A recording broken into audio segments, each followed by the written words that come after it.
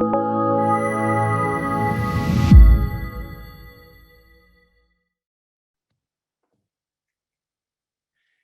to the concluding presentation in our conference, The National Security State and the Kennedy Assassination. I'm Jacob Hornberger, president of the Future of Freedom Foundation, the sponsor of this conference, and I'm the person who's going to be making this concluding presentation.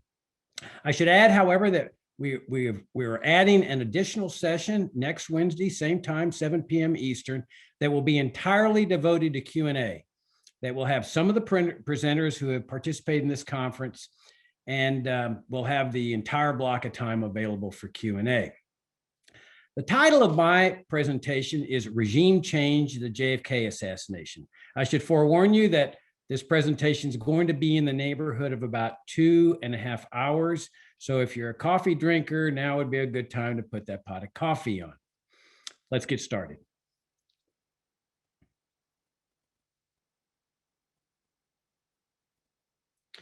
When John Kennedy came into the presidency, he came in as pretty much a standard Cold Warrior. And what I mean by that is that he was inculcated with the same mindset that was inculcated in virtually every other American, which was that there was an international communist conspiracy to take over the world, especially the United States, and that it was based in Moscow, Russia. It was believed that it was necessary, therefore, to wage a Cold War against the Soviet Union and hot wars against communists in different parts of the world in order to prevent this conspiracy from succeeding. Now, I say pretty much a standard Cold Warrior because Kennedy was not on the same page as the national security establishment, specifically the Pentagon and the CIA, two of the principal components of the national security establishment, with respect to two important areas. One involved independence movements in third world countries. The CIA and the Pentagon were convinced that these independence movements were communist driven, and that if they were permitted to succeed, it would mean that the red wave would be getting closer to the United States. Kennedy's position was exactly the opposite. And he had this position long before he became president when he was a US Senator. He said that actually the United States should be sympathizing and supporting these independence movements because they were really just ways to throw off the shackles of colonial rule by the old imperialist powers such as Great Britain, Belgium, and France. So that was one big difference. And this point of contention actually came to reality after Kennedy was elected to be the president, but before he was sworn in. And it involved the leader of the Congo independence movement, a man named Patrice Lumumba. The CIA determined that this man, Lumumba, was a grave threat to US national security because he was leading this independence movement. He had never done anything criminal against the United States, but he was deemed to be a communist. In this Cold War environment, you were either with us or you were against us. And if you weren't with us, that meant that you were automatically part of the communist bloc. So the CIA determined that Patrice Lumumba needed to be assassinated. However, they knew that Kennedy's sentiments were sympathetic to these third world movements and probably Lumumba. And so they figured to avoid any conflict with Kennedy right at the outset, that they would assassinate Lumumba before Kennedy was actually sworn into office. Now, we've all grown up under a system in which our government wields this power of assassination. We've become used to it. We're accustomed to it. It's sort of ho-hum. Sometimes it's reported on the front page. Other times it's in the inner, buried inside a newspaper. Sometimes not reported at all. It's just become a normal part of American life. But when you stop to think about it, this truly is an extraordinary power. This is the power of a government to snuff out a person's life simply on the determination that he is a communist or a terrorist or whatever. And so what I want to do here at the very early start of this presentation is I want to digress and I want to examine with you how it is that our government, the US government, came to wield this power of assassination. We've had three forms of governmental structure in US history. The first one was the Articles of Confederation. This came into existence after the break from England. It lasted around 10 years. And what was noteworthy about this form of governmental structure is that the powers of the federal government were extremely weak. They didn't even have the power to tax people. And that was the way the American people wanted it. The last thing they wanted was a government with strong powers, because they believed that the greatest threat to their freedom and their well-being lay not with some foreign threat, but with their very own government. And so to prevent this threat from materializing, they had a government of very weak powers. However, there were problems with the Articles, trade wars, things like this. So when the delegates met at the Philadelphia Convention, the Constitutional Convention, it was with the purpose of amending the Articles, making them more efficient. But instead, they came out with an entirely different form of governmental structure, what became known as a limited government republic. The federal government here had many more powers than under the Articles, including the power to tax. And so the American people were very leery. And they said, you know, we've gone down this road with the British government. We don't want to go down it again. Well, the answer to this was that, look, this is not going to be a government of general powers with the power to do what it thinks is in the best interest of the people, the best interest of the nation. This is a government whose powers are going to be limited to those enumerated in the document that's calling it into existence, the Constitution. So if a power is not enumerated, then obviously they can't exercise it. So that the American people bought that argument, but only on the condition that the document be amended immediately after ratification. And that's where the Bill of Rights comes in, which really should be called a Bill of Prohibitions, because it prohibits the government from destroying pre-existing rights, like that Congress does not have power to destroy freedom of speech, because they figured that Congress would be attracting people that would do precisely that, punishing people, for example, for criticizing the government. So another factor here is that people were very concerned about was the power of assassination. They did not want this government to have the power of assassination.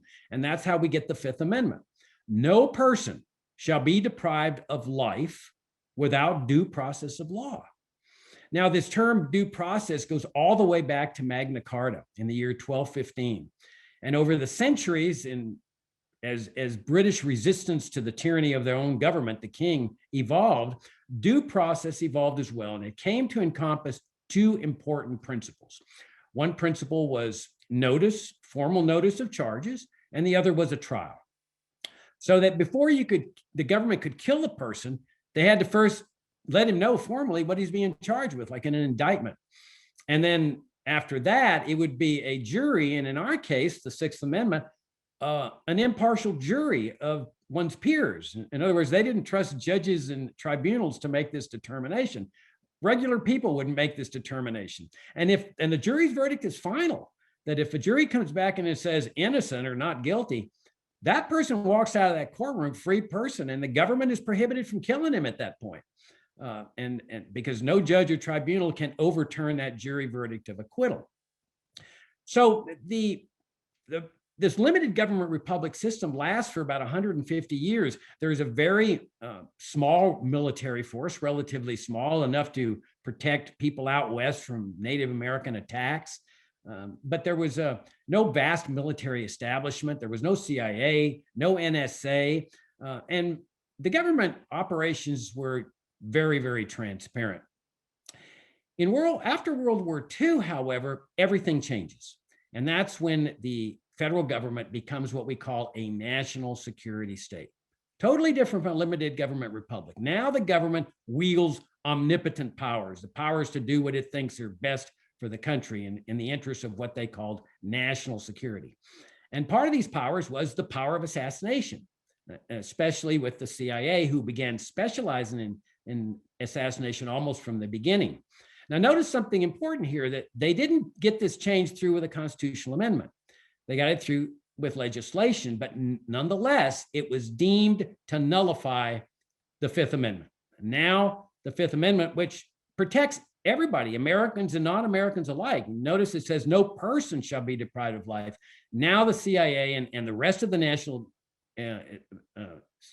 security establishment have the powers to snuff people's lives out without due process of law. Now, as early as 1953, the CIA already had an assassination manual for its assassins. You can read it online, and it wasn't discovered till the late 1990s. But here it's explaining to its assassins different methods of assassination, But equally important is that it was training them in the art of cover-up.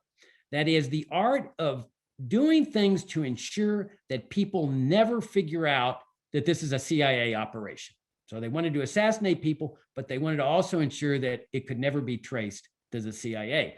Keep in mind also that the CIA starts attracting very brilliant people, Ivy League graduates, Harvard, Yale, Princeton. Unfortunately, these brilliant minds are being devoted to this dark art of assassination, this dark art of cover-up, rather than law, medicine, and the like. So let's go back to Lumumba now. They've determined that he's a communist because he's the leader of this independence movement. They decide that he needs to be assassinated, and they decide that it's got to be done before Kennedy comes into office to avoid a fight with Kennedy over this assassination. And they pull it off. They kill him 3 days before Kennedy is sworn into office. The CIA, of course, is the agency that's supposed to provide the president with intelligence. Well, kind of reflecting how they felt about Kennedy, you see that there was no doubt that the CIA and the Pentagon fully expected Richard Nixon to win the presidency in '60. And he was right wing, like the Pentagon and the CIA were. They were accustomed to working with him. He was the vice president under the Dwight Eisenhower 8 years. And so Kennedy wins, and they look at Kennedy as sort of a neophyte. Clearly, he doesn't know what he's doing on national security and communism with respect to the third world. So they treat him with somewhat disdain. They keep it secret that Lumumba's been assassinated. So Kennedy learns about this 2 or 3 weeks after he's sworn in. He gets a telephone call advising him. And you can see from this book cover, JFK Ordeal in Africa, the photographer was there, and it caught Kennedy's reaction at the moment he learns about Lumumba's death. So the CIA was right. I mean, if they had waited for Kennedy to be sworn in, there was going to be a problem here. And that's why they completed the assassination before Kennedy took office. The other major point of difference, other than the third world difference, was with respect to the civil rights movement and Martin Luther King.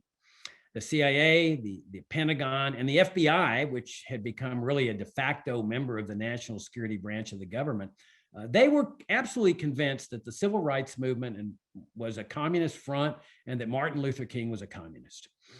Kennedy took an exactly opposite approach again. He took the position that we should be supporting African Americans. They're just fighting for equal rights under the law. They're trying to stop Jim Crow, segregation. They're trying to get voting rights.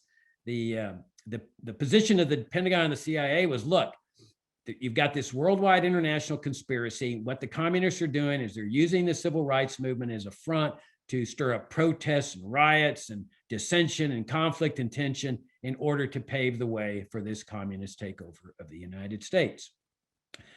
Now, at this, as soon as Kennedy comes into office, the CIA presents him with a plan to invade Cuba.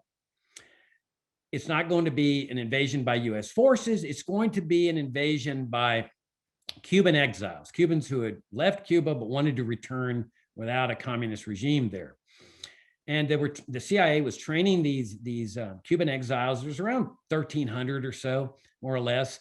They were training them in Guatemala.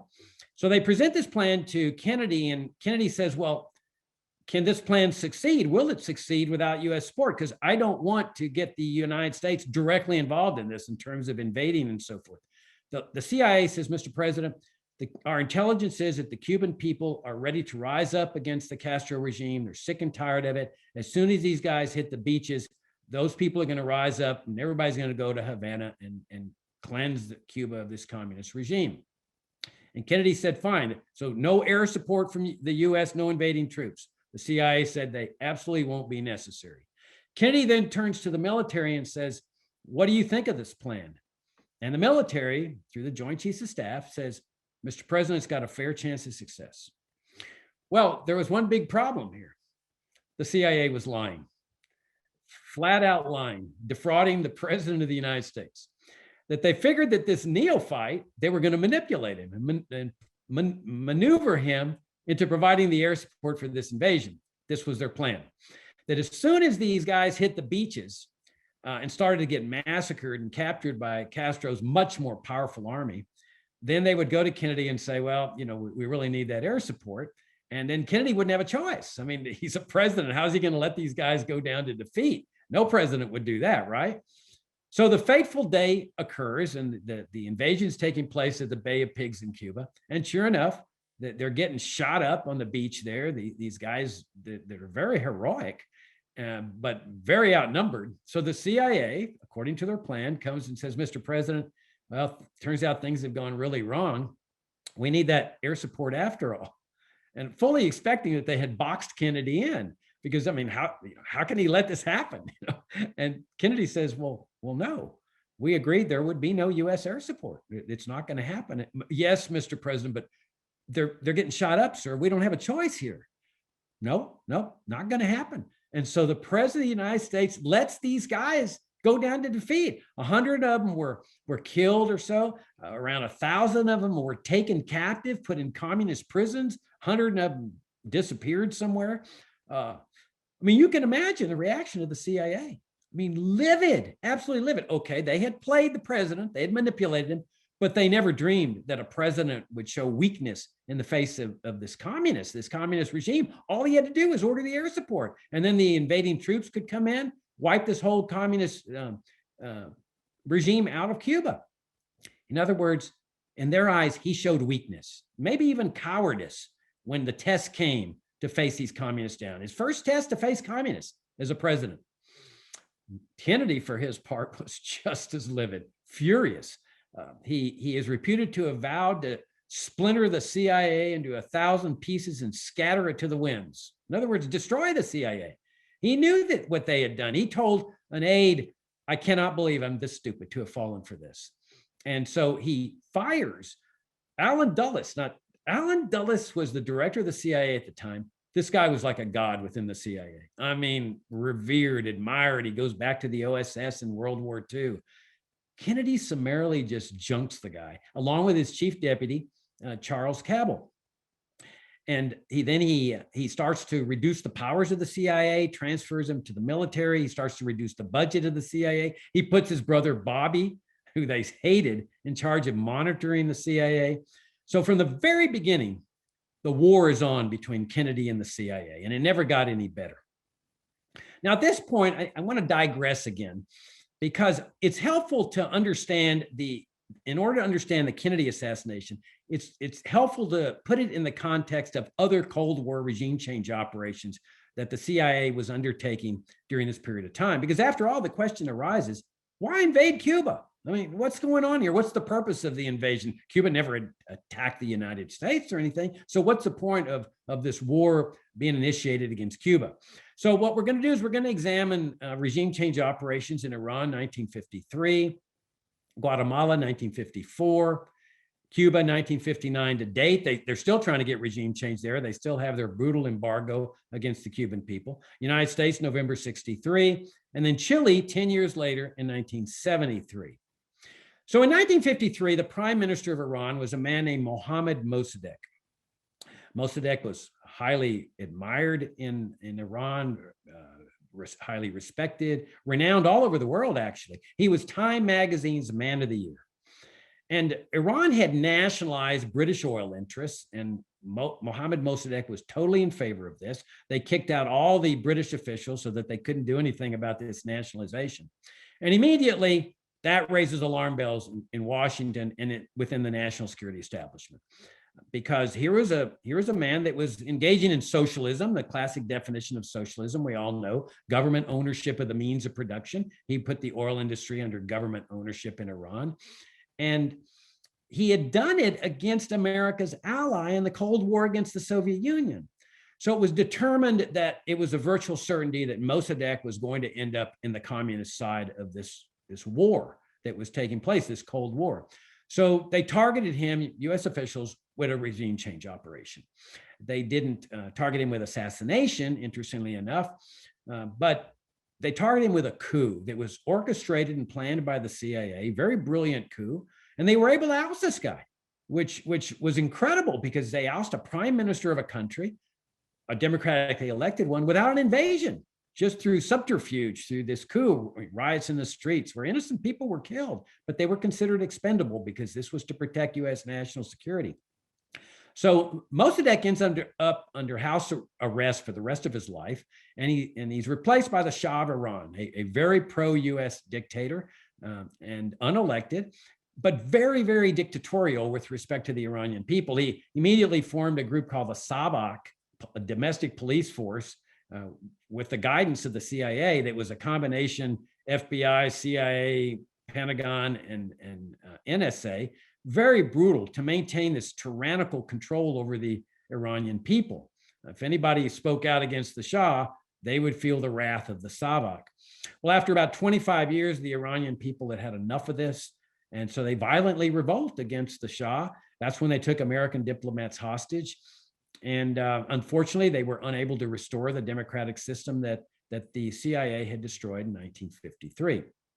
In 1954, the very next year, a man named Alvaro Arbenz is president of Guatemala, democratically elected, legitimate elections. And the thing about Arbenz is that there was no question about his socialism. He was a self-avowed socialist, just like Bernie Sanders today, that he believed in socialism. He favored it. He believed that government should be helping the poor, needy, and disadvantaged. He believed in government taxing and giving from the rich and giving to the poor. He was putting communists into his administration. He said, what's wrong? Why shouldn't the communists have the right to participate in the political process? But what sealed his fate was that he said, I want no part of this Cold War, and I'm going to establish friendly and peaceful relations between Guatemala and the Soviet Union and the Warsaw Pact countries. That's what sealed his fate. He now was deemed a grave threat to U.S. national security. Now, this is 5 years before Castro, but Guatemala is pretty close. It's south of Mexico. So it's clear that the red wave is getting close to the United States. So they target Arbenz with a regime change operation. They had an assassination list here. They still won't reveal that list. They say that if they reveal this 1954 list, that it would be a grave threat to U.S. national security today. But there can be no doubt that Arbenz was at the top of that list, even though he had never done anything against the United States in terms of criminal action of any kind. Well, the CIA pulled this off brilliantly. I mean, it was really a brilliant coup. It was based on fraud and deception, and they pulled it off again without an invasion. They get a president out of there with no invasion, just through subterfuge. And Arbenz, to his good fortune, escaped the country before they were able to assassinate him. He was replaced by a brutal right-wing military dictator and a succession of dictatorships. The country was thrown into a 3-decade-long civil war that killed over 1 million people. In 1959, Fidel Castro becomes president of Cuba, 90 miles off American shores. At first, Castro didn't really openly declare he was a socialist, but he did make it clear that he was declaring independence from U.S. rule in Cuba. That didn't sit well with U.S. officials, especially in the Pentagon and the CIA. The U.S. had controlled Cuba since the Spanish-American War in 1898. Cuba was fighting for its independence from the Spanish Empire. The U.S. came to the assistance of Cuba and defeated Spain, and then essentially double-crossed the Cubans, along with the Filipinos and Puerto Ricans and others, and said, we now control you. We're stepping in the shoes of the Spanish Empire. This was the turn toward empire that the U.S. took at the last part of the 19th century. And so they had a series of puppet regimes. They had U.S. troops occupying Cuba. That was how the U.S. ended up with Guantanamo Bay. One of their puppet regimes just signed a lease on very generous terms, nominal rent, into perpetuity. And that's how they get Guantanamo. Now, and we often think that Fidel Castro was the one that started the Cuban Revolution, but he wasn't. That was a woman named Celia Sanchez. You see, the brutal dictator that was ruling Cuba in 1958 was an unelected pro-U.S. dictator named Fulgencio Batista that U.S. officials loved, the Pentagon loved, the CIA loved. Very brutal guy, but he was pro-U.S. He had gotten into bed with the mafia. He gave the mafia permission to run the casinos in Havana, and then they were giving him a cut of the action under the table. And one of his worst programs was that he would send his government goons out into the countryside in Cuba or into small villages to kidnap young girls, minors. And then they would bring them in and deliver them over to the mafia, who would then deliver them to the hotel rooms of the well-heeled gamblers as a perk for gambling high money there at those casinos. Well, there was a woman named Celia Sanchez, who I mentioned, and she had a girlfriend who was raped in this manner, a minor. Now, these are minor, these girls. And Celia Sanchez was so furious over this, so outraged, that she incited the revolution. And Cubans started rallying to her, including Fidel Castro. But he ends up as the ruler of Cuba. And that's how we got the Bay of Pigs. I mean, the idea behind the Bay of Pigs is that we've got to get rid of this guy, because soon after this, after he declares his independence, there's a series of tit for tats between him and the US. Now, I forget exactly the order, but he nationalizes some American oil refineries there. The US cancels all importation of of sugar from Cuba. And that really put a stranglehold on the Cuban people. They really depended on sugar exports to the US. And then there's the embargo that the US puts on, brutal embargo. Castro then starts nationalizing everything, all American property there. And finally, he just openly declares he's a socialist, he's a communist, he's a Marxist, and he aligns himself with the Soviet Union and the Warsaw Pact countries. So now he is deemed a grave threat to US national security. That there's just no question that the US cannot tolerate this outpost, communist outpost. The red wave is now 90 miles away. That's much closer than Guatemala. That was the idea of this subterfuge behind with Kennedy, is it will get Kennedy to give the air support, then follow it up with an invasion, and will cleanse Cuba of this communist threat like they had done in Guatemala. All right, so we got the Kennedy assassination in 63. We'll talk about that in this presentation. In 73, 10 years later, Salvador Allende is elected president of Chile. He's a very well-known man in Chile. He was a physician. He had run for president before, but he had gotten defeated in large part because the CIA was funneling millions of dollars of US taxpayer money secretly into the coffers of his opponent. And these were legitimate elections. The CIA was interfering in these elections to defeat Allende. But in 1970, they failed to defeat him. He got a plurality of the votes, and it got thrown into the Chilean Congress, and they elected Allende. Now, the thing about Allende is, like Arbenz some 20 years before, he is a self-avowed socialist, makes no bones about it, believes in socialism, believes that government should help the poor, believed in social security, Medicare, Medicaid, public education.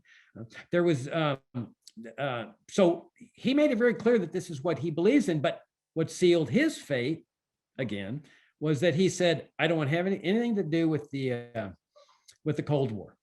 I want to make peaceful and friendly relations between Chile and the Soviet Union, the Warsaw Pact country, and Cuba, which was still now being controlled by Castro.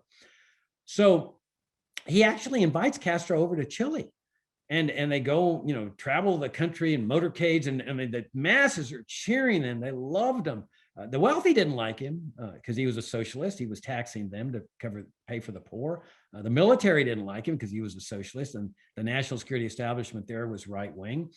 But the masses loved both him and Castro because they were using government to help the poor, needy, and disadvantaged. Well, needless to say, he was deemed a grave threat to national security. President Nixon, who is now president, he's the guy that John Kennedy had beat in 1960. He's now the president. And he orders the CIA, let's go the route of a coup to remove this guy from office. They didn't target him with assassination. But the interesting part of this is they're going to use, as part of this plot, the national security establishment in Chile to remove their democratically elected president on the grounds that he is a threat to US national security. And so Nixon orders the CIA create a lot of chaos, economic chaos in Chile, which was just adding to the chaos that Allende's socialist policies were doing. But Nixon's exact words were, make the economy scream. And so the CIA goes into Chile and pays truckers to go on strike, national truckers. They paid them under the table, financing them so they'd have enough money during the strike so that they couldn't deliver food to the Chilean people, so that there'd be starvation, and then people would be willing to have a coup, maybe even demanding a coup.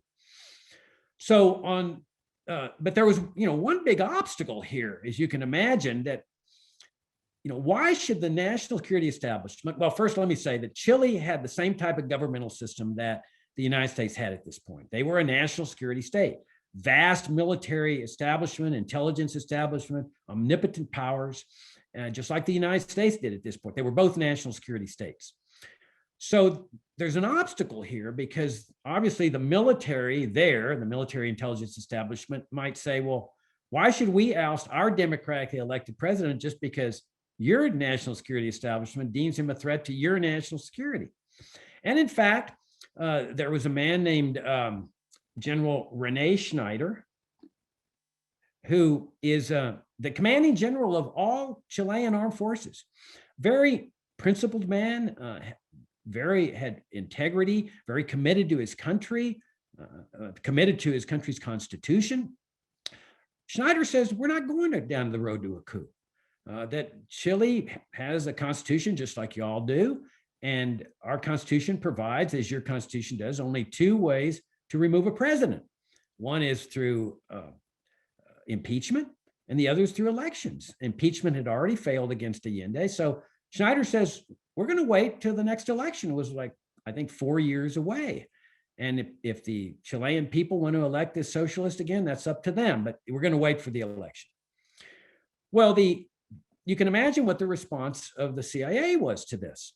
Now, throughout this talk, whenever I think there's something extra specially important that I want you to focus on, I'm going to mark it with a double asterisk, just so you know that I consider this very important. So the CIA's position, asterisk, is that, look, you don't have the luxury of 4 years. Your country's going to go down to communist. You're going to be another Cuba by the time that election comes around. You're going to be under a communist dictatorship. And that, in fact, is the justification that the right wing here in the United States, including conservative-leaning libertarians and the libertarian movement take. It's a position that right-wingers in Chile take today, that if there had not been this coup, Chile would have been going the road to Cuba, communist takeover. And therefore, it was a good thing that he did. So despite the fact that the Constitution doesn't provide for this, that they, in other words, that the national security establishment has a moral duty to ignore the Constitution when the president poses a grave threat to national security. And they are the determiners, asterisks, of what constitutes a threat to national security in the country. They're the final call on this.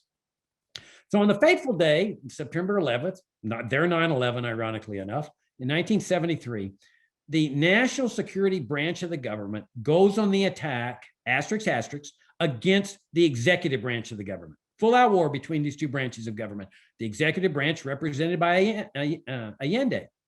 So they try to first assassinate Allende with troops, soldiers firing high-powered missiles. Let me see.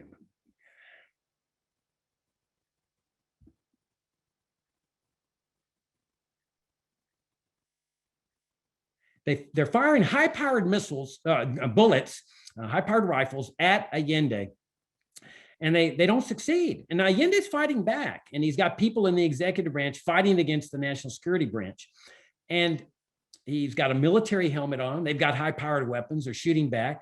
So the national security branch calls in the Air Force, and specifically jet planes, which the national security branch owns jet planes. They start trying to assassinate Allende with missiles firing at him. That doesn't succeed. But at this point, Allende, he sees the handwriting on the wall, that there's no way that the executive branch is any match for the overwhelming power of the national security branch. So he tells the people fighting alongside of him, the executive branch, go ahead and surrender. We cannot beat them, and you might as well save your life here. And so many of them did surrender, and they were taken captive and brutally tortured. And at the end of this, Allende is left dead. Some people, the official story is he committed suicide, which would have been logical because he had to know that they were going to torture and kill him anyway. But others say no, they shot him when he was fighting them, and then they put the gun in his hand and made it look like a suicide. Regardless, it was the coup that left the democratically elected president of this country dead.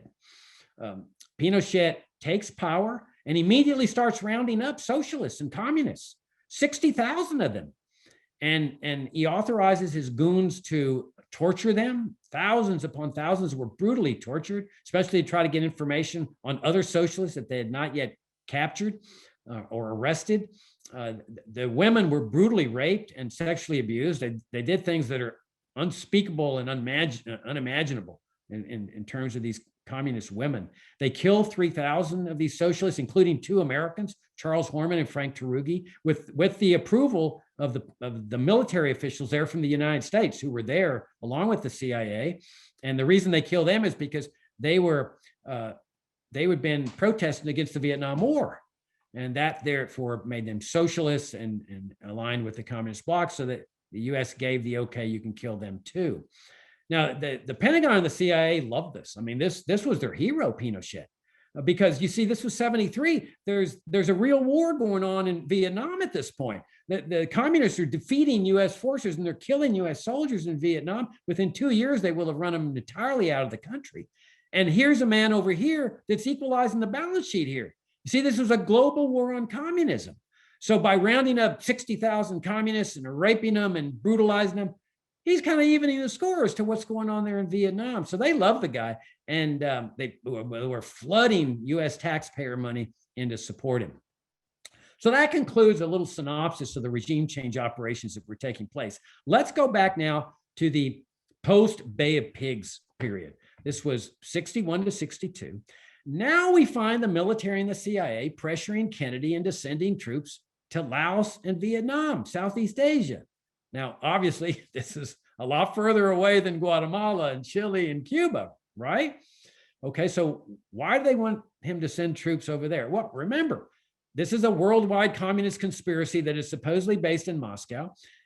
And the communists were trying to take control of the government in Laos through violence.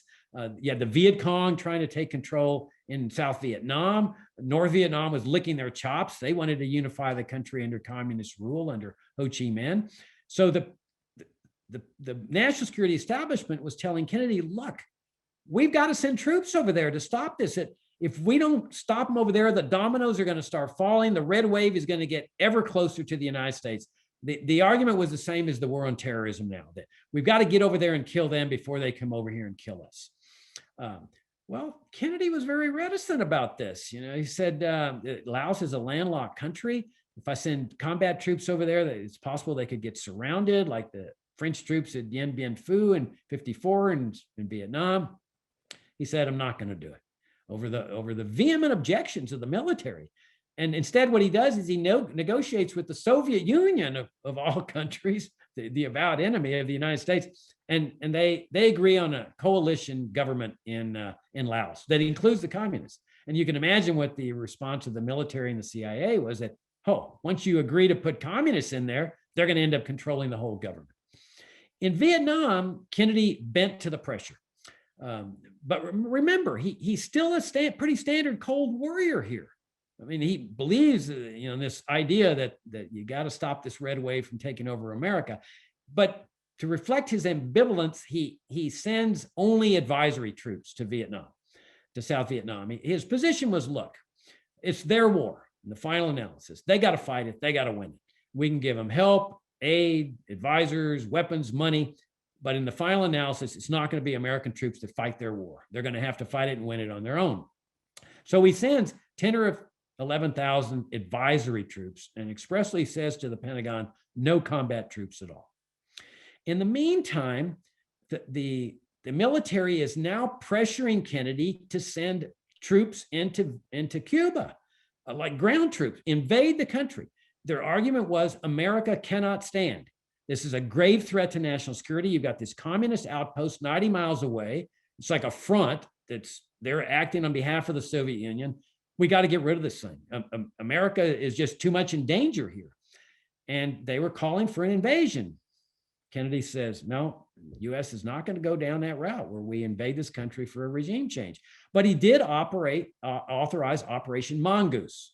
He's still a standard Cold Warrior. He was still trying to get rid of the Castro regime, but with Operation Mongoose, which was an extensive campaign of sabotage within the country, blowing up state-owned enterprises, and terrorist attacks against civilians, and other covert operations, all carried out by the CIA.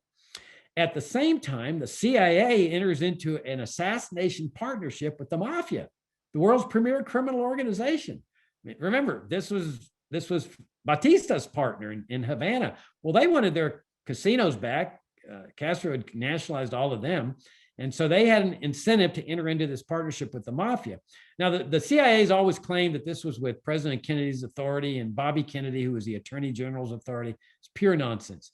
Kennedy made it very, very clear to friends that he opposed state-sponsored assassinations, that he would never go down that road. Bobby Kennedy was prosecuting the mafia viciously in federal court for criminal activities. There is no possibility that he would authorize entering into a partnership with the people he was prosecuting as Attorney General. So this was a CIA operation from the get-go. And they made repeated attempts to assassinate Fidel Castro, repeated attempts, unsuccessful attempts. So Kennedy is resisting invading Cuba. He doesn't want the U.S. to go down this road of initiating a war of aggression against a country that hasn't attacked the United States. So the Joint Chiefs of Staff decide they're going to get him off the hook. So they present him with a plan that's unanimously approved by the Joint Chiefs of Staff, unanimous. They were very enthusiastic about this plan. But this plan is riddled with fraud and deceit throughout. It is really an extraordinary plan that they're asking Kennedy to do. It called for acts of terrorism against American and civilian targets. There were going to be terrorism all across the country in different cities. It was going to be like the Tet Offensive here, with terrorist attacks in Miami, New York, wherever. Also attacks at Guantanamo Bay. There was going to be plane hijackings. They were going to be attacking Cuban refugees that were fleeing Cuba on the high seas. Innocent people were going to be killed. And then it was all going to be because Cuba attacked the United States. Well, of course, the fraud comes in that these were actually going to be Pentagon agents or CIA agents posing as Cuba's communist agents. And then Kennedy's job would have been to go on national television and say, my fellow Americans, we have been attacked by the communists. That Cuba has attacked the United States with these terrorist attacks and plane hijackings, and this will not stand. This is another day that will live in infamy. We're shocked. And I've ordered the Secretary of Defense to mobilize America's bombers and ground troops, and we're going to go in there and defend ourselves by removing this communist regime. That was the plan. Well, to Kennedy's everlasting credit, he says no, nixes it. And he had to understand also the blackmail potential here, because if he had gone along with this plan, for the rest of his time in office, 2 or 6 years, the CIA and the Pentagon could have just strolled in his office anytime they wanted and said, we need you to sign off on this program, on our budget here. And we're protecting your secret. We want you to know that, Mr. President, we're protecting your secret about Operation Northwoods and how you lied to the American people. That was J. Edgar Hoover's method, of course, the FBI director, that he would acquire secrets on people, not for the purpose of destroying them, but for the purpose of bending people to his will. Well, Kennedy was a smart guy. Undoubtedly, he understood the blackmail potential here. But the real reason is, he says, the United States is not going down this direction of fraud and deceit to get this regime change. Well, then the worst happens. The Soviets are caught installing missiles, nuclear missiles, in Cuba in October 1962. This is 6 months or so after Kennedy rejects Operation Northwoods. And the CIA discovers this, and now the CIA and the military are saying, well, now we don't need Operation Northwoods. Now we got justification. These are offensive nuclear weapons, they said, and what the mainstream press claims. Well, actually, they were defensive weapons that Castro loved them because they provided a means to deter another U.S. invasion. I mean, he knew the CIA and the Pentagon wanted to invade Cuba, and he knew that his army was no match for the U.S. Army. It could defeat some Cuban exiles, but there was no way he was going to beat the U.S. Army. Well, nuclear missiles are a great equalizer, not only to deter an attack, but also to defend against an attack. And he was prepared to use them from the get-go. Well, so they're pressuring Kennedy big time. Now you've got to invade. You got no choice.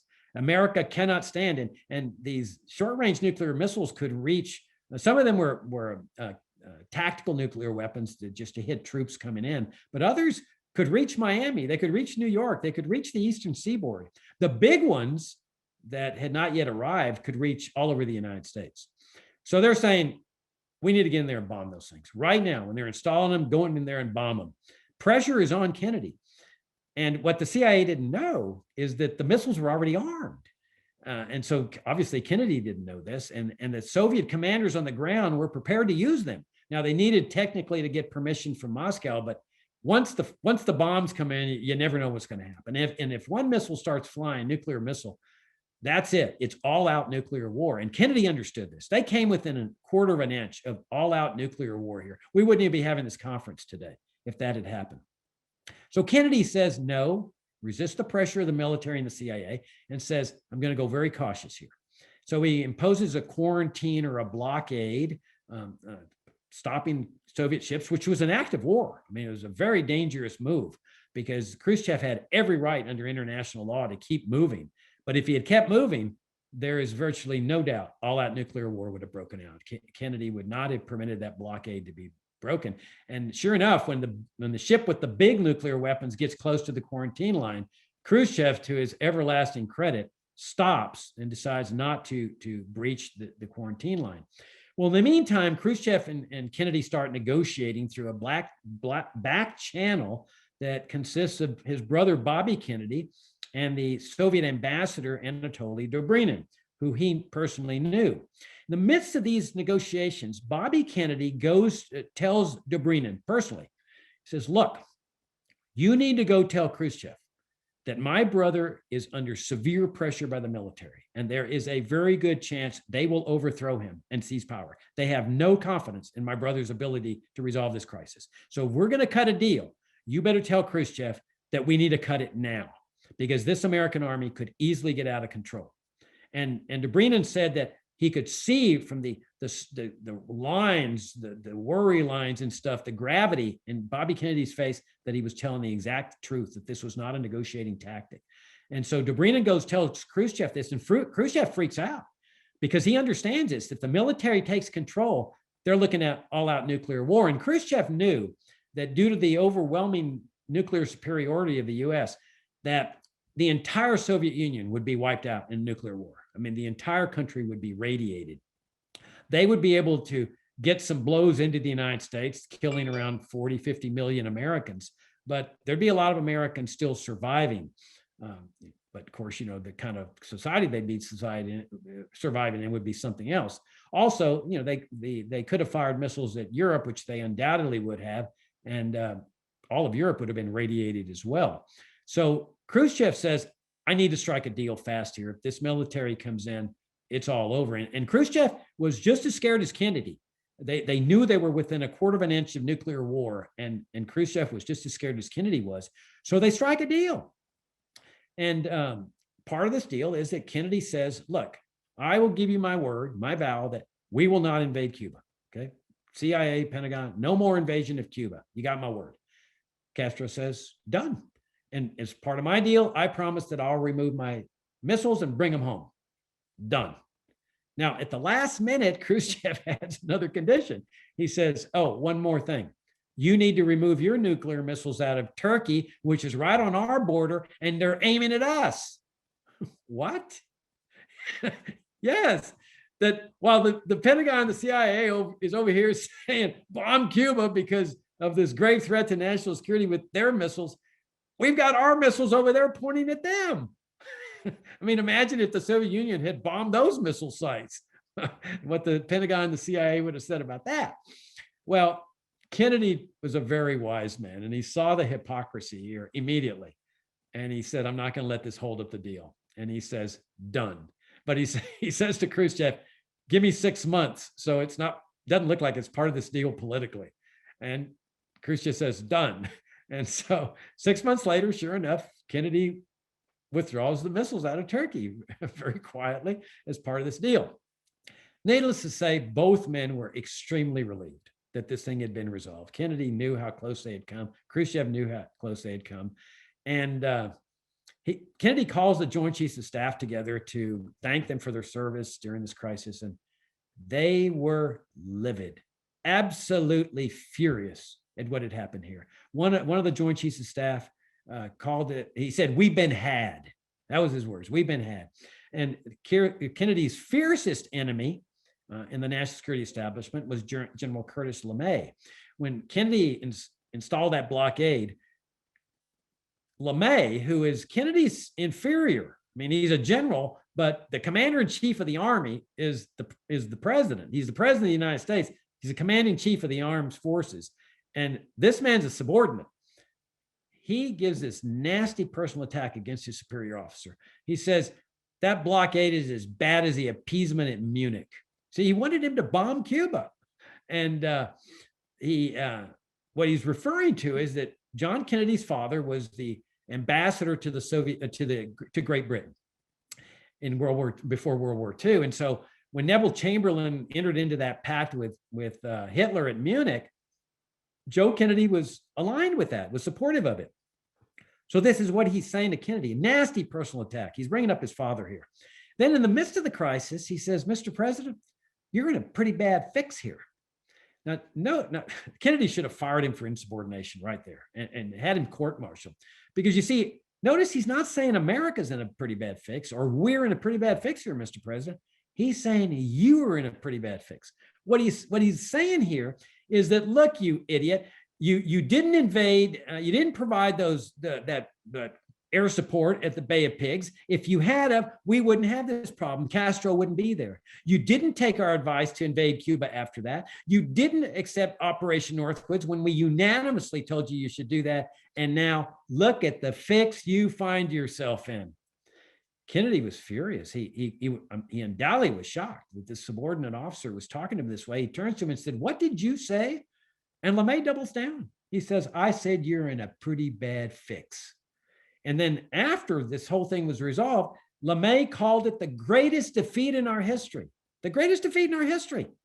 And what in his mind it was, because what he's referring to is that Kennedy cut a deal that now put Cuba under permanent communist control, because invasion was the only way to remove this regime. Operation Mongoose clearly wasn't going to do the trick. And Kennedy now had taken off the table. Now this threat to America, grave threat to America, was there permanent. And you can imagine how Cuban Americans felt about this and Cuban exiles. All their hopes and dreams right then were dashed with Kennedy's cutting this deal, the biggest defeat in our history. Now, at this point, Kennedy achieves a gigantic breakthrough. And so did Khrushchev, ironically enough, at the very same time. It's one of these giant breakthroughs that hits people at various times in their lives sometimes. It was a breakthrough. Kennedy had two toddler children, Carolyn and John. They were there in Washington during this crisis. He knew that if the nuclear weapons had started going, Washington was going to be hit for sure. His kids would have been killed. His wife would have been killed. Lots of people's children and wives would have been killed. And he anguished over this, how close they had come to doing this, to Armageddon. And all of a sudden he achieves this breakthrough and thinks to himself, this Cold War business is a bunch of bull. That we don't need it. It's a dangerous and destructive racket. I'm going to bring it to an end. I'm going to establish peaceful and friendly relations with the Soviet Union, the Warsaw Pact countries, and Cuba. See what's happening here? This man is now taking the same position that sealed the fate of Alvaro Arbenz. Wants nothing to do with the Cold War, and he's establishing peaceful and friendly relations. It's the same thing with the Soviet Union and the communist world. Same thing that would cost Allende his life, reaching out to the Soviet Union. This was an absolute prohibition in the eyes of the national security establishment. If they removed these foreign presidents and prime ministers, including Mosaddeq, because they were making nice with the communists, what would you expect them to do with a US president that was doing the same thing from within? Now, Kennedy knew how to throw down a gauntlet. It is at this point that he declares war against the national security establishment. He knows exactly what he's doing. He gives his famous peace speech at American University, June 10, 1963. It was a total ambush. He didn't consult with the Joint Chiefs of Staff before he did this. He didn't consult with the CIA. He kept it top secret among his speechwriter and maybe one or two aides. And he appears at American University, at their graduation ceremonies, this innocuous speech, and then he throws the gauntlet down. He starts the war with the national security. Well, he formalizes the war with the national security establishment. He declares there an end to the Cold War. He says, you know what? We don't need this. We fought in World War II with the Soviets. We got along. Sure, okay, we differ in philosophy and ideology. But he says we can compete in that area peacefully. We can cooperate in other areas. Later, he even proposes a joint rocket ship trip to the moon, which means sharing rocket technology with the commies. But he's a very profound speech.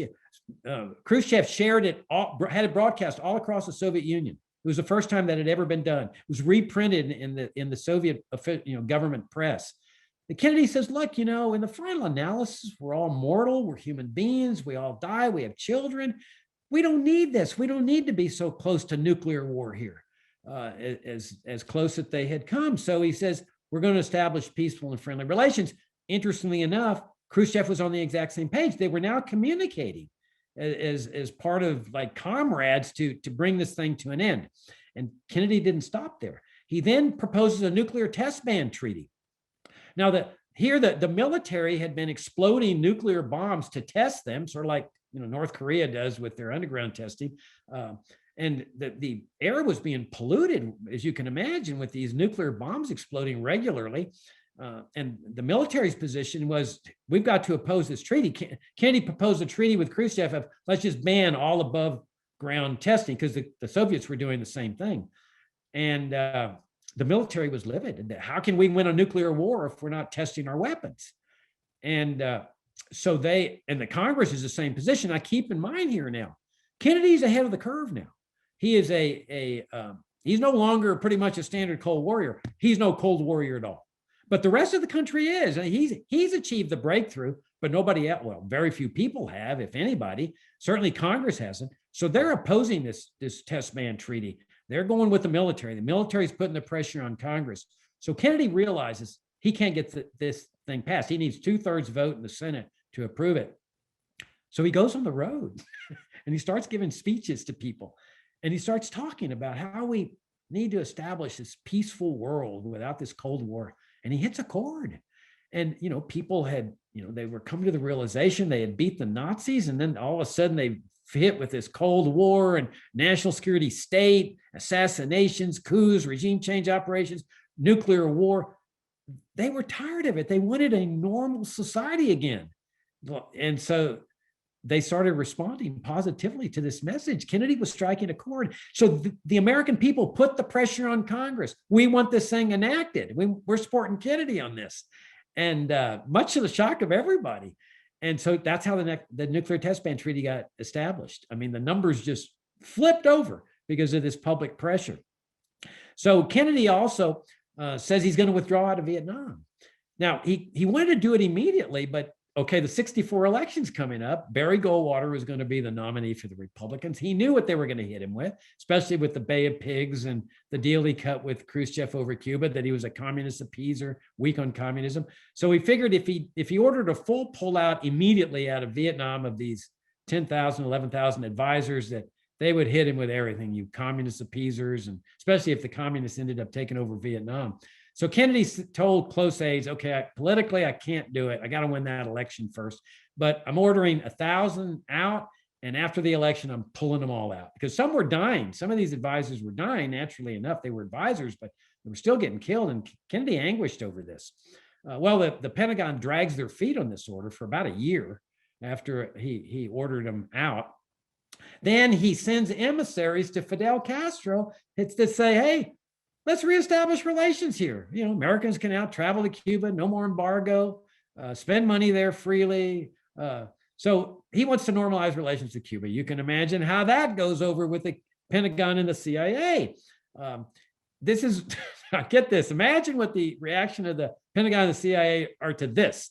He sends this message through an emissary, Jean Daniel, a French journalist, to Fidel Castro, where he says, there's no country in the world where economic colonization, humiliation, and exploitation were worse than in Cuba, in part owing to my country's policies during the Batista regime. I approved of the proclamation that Castro made in the Sierra Maestra, where he justifiably called for justice and especially yearned to rid Cuba of corruption. I will go even further. To some extent, it is as though Batista was the incarnation of a number of sins on the part of the United States. I am in agreement with the first Cuban revolutionaries. That is perfectly clear. Imagine their reaction. So he's making nice with this communist in Cuba, Imagine what their reaction must have been. It is my conviction that at that peace speech, the determination was made, this man is a grave threat to national security, and all of this confirmed it. The nuclear test ban treaty, this message to Castro, making nice with Castro. It was time to do a regime change, just like in Mossaddeq's case, Arbenz case, Castro's case, and later Salvador Allende. Now, there was a woman that Kennedy was having an affair with in '63. Interesting woman. Her name was Mary Pinchot Meyer, very prominent woman in Pennsylvania. Her father was a big wig in Pennsylvania politics. She had known Kennedy in college. They hadn't dated. She ended up marrying a guy named Cord Meyer, who had lost an eye in combat in World War II. And the two of them, this whole story is told in a great book called Mary's Mosaic by Peter Janney, which I highly recommend. But Mary Meyer and Cord Meyer, her husband, had become leaders of the peace movement, international peace movement after World War II. You know, the horrors of World War II and World War I, there were people that said, never again. And so they were establishing international peace movements. He was the leader of some group, I think it was like the World Peace Federation, something like that.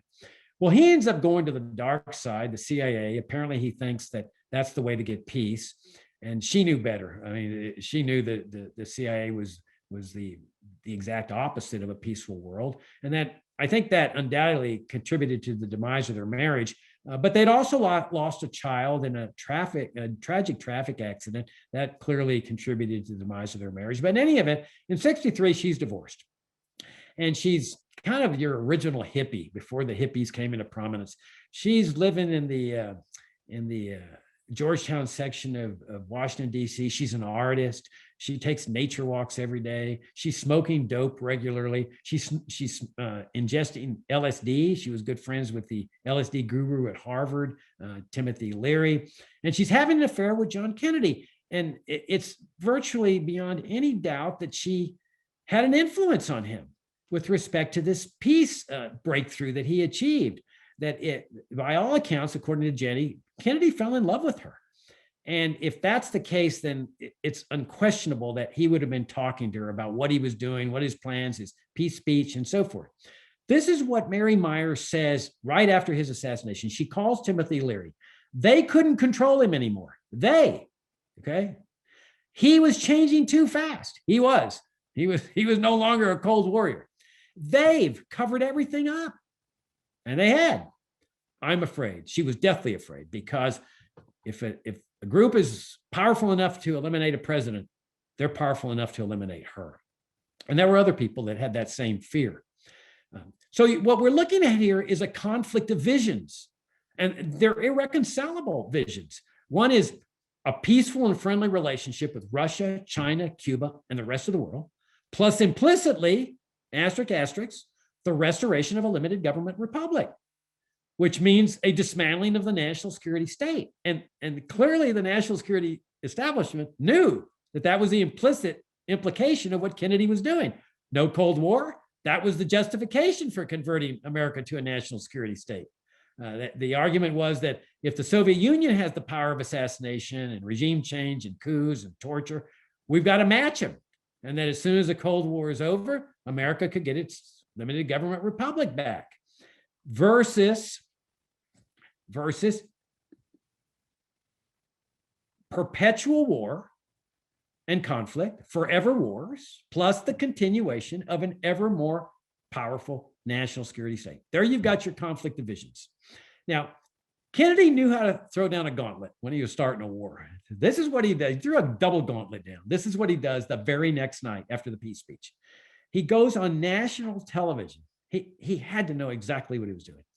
And he gives a major civil rights address where he says that he's going to introduce major civil rights legislation in favor of African Americans. This is what later became the Civil Rights Act of 1964. This was Kennedy's proposal. And so look about what he's doing. Not only is he making nice with the communists internationally, he's coming to the defense of the domestic communists, the domestic enemies that the CIA and the Pentagon considered were communists. Double gauntlet here. Now, did Kennedy understand the danger that he was facing here with the national security establishment? There can be no question. He understood fully what he was doing here by taking on this powerful branch of the government. He had heard the farewell address of Dwight Eisenhower. Now, Dwight Eisenhower was a career military man, graduate of West Point, supreme Allied commander of all the Allied forces in World War II. If there was anybody that knew the military backwards and forwards, inside and out, it was Dwight Eisenhower. He gives this shocking farewell address right before Kennedy's coming into office. Shocking. He says, okay, we've got this different form of governmental structure. He called it a military industrial complex.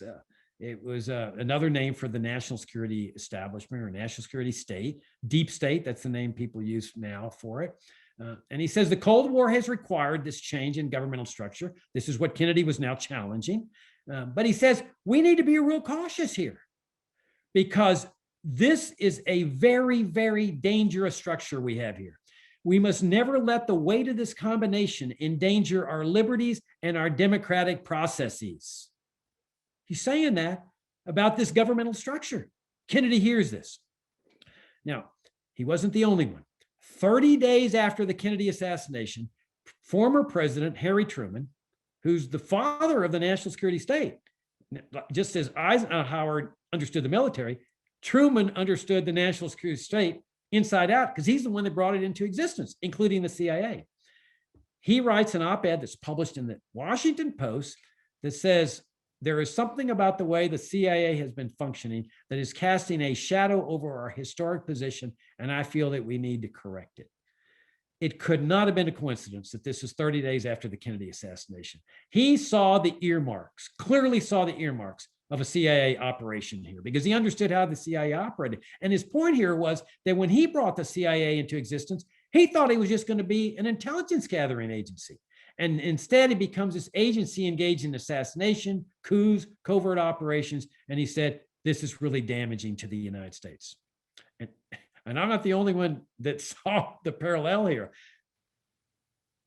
Allen Dulles, the man who Kennedy had fired, he goes and visits Truman after this op-ed appears and immediately after and pleads with him to withdraw it, cancel it, get it off there. And Truman, to his everlasting credit, said absolutely not. Now, a close friend of Kennedy, a man named Red Fay, he actually asked Kennedy directly, do you really think a coup is possible in this country, Jack? Jack says, yep, it's possible. It could happen in this country. And he gives a scenario where a president is deemed to be weak in national security. Now, Kennedy had read a book called 7 Days in May that posits exactly what we're talking about, where the military is faced with a president that his policies are taking the country down, and that there's only one way that they can save the country, and that's through a military takeover. A la Chile, asterisk, asterisk, with the full support of the US government, or the US national security establishment in Chile, asterisk, asterisk. This is what's posited in this book, 7 Days in May, and Kennedy loved this book.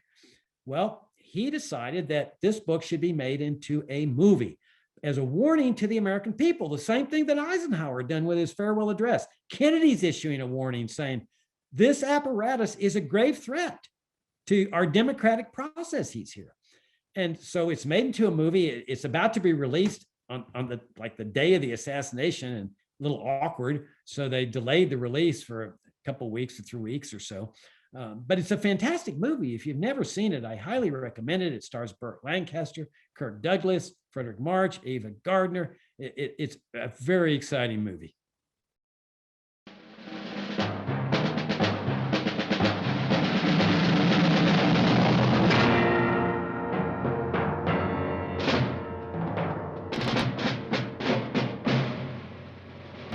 The seventh day, when the head of the Joint Chiefs of Staff dared the President of the United States to stop the conspiracy that couldn't be proved. You're not a weak sister, Mr. President. You're a criminally weak sister.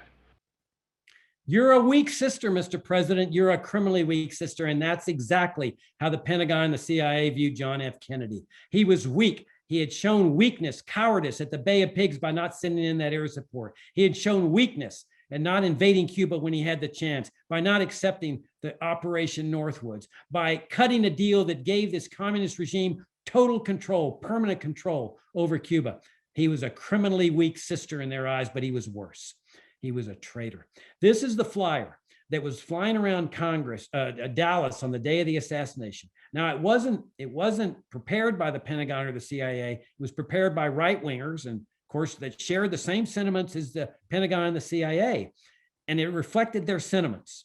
He's turned the sovereignty of the U.S. over to the communist-controlled United Nations. He's betraying our friends, Cuba, and befriending our enemies, Russia, Yugoslavia, Poland. He's wrong on numerous issues, the Berlin Wall, the missile removal, Cuba, wheat deals. Kennedy had sold wheat to the Soviets because they were starving to death there. The test ban treaty, etc. He's been lax in enforcing communist registration laws. He's given support and encouragement to the communist-inspired racial riots.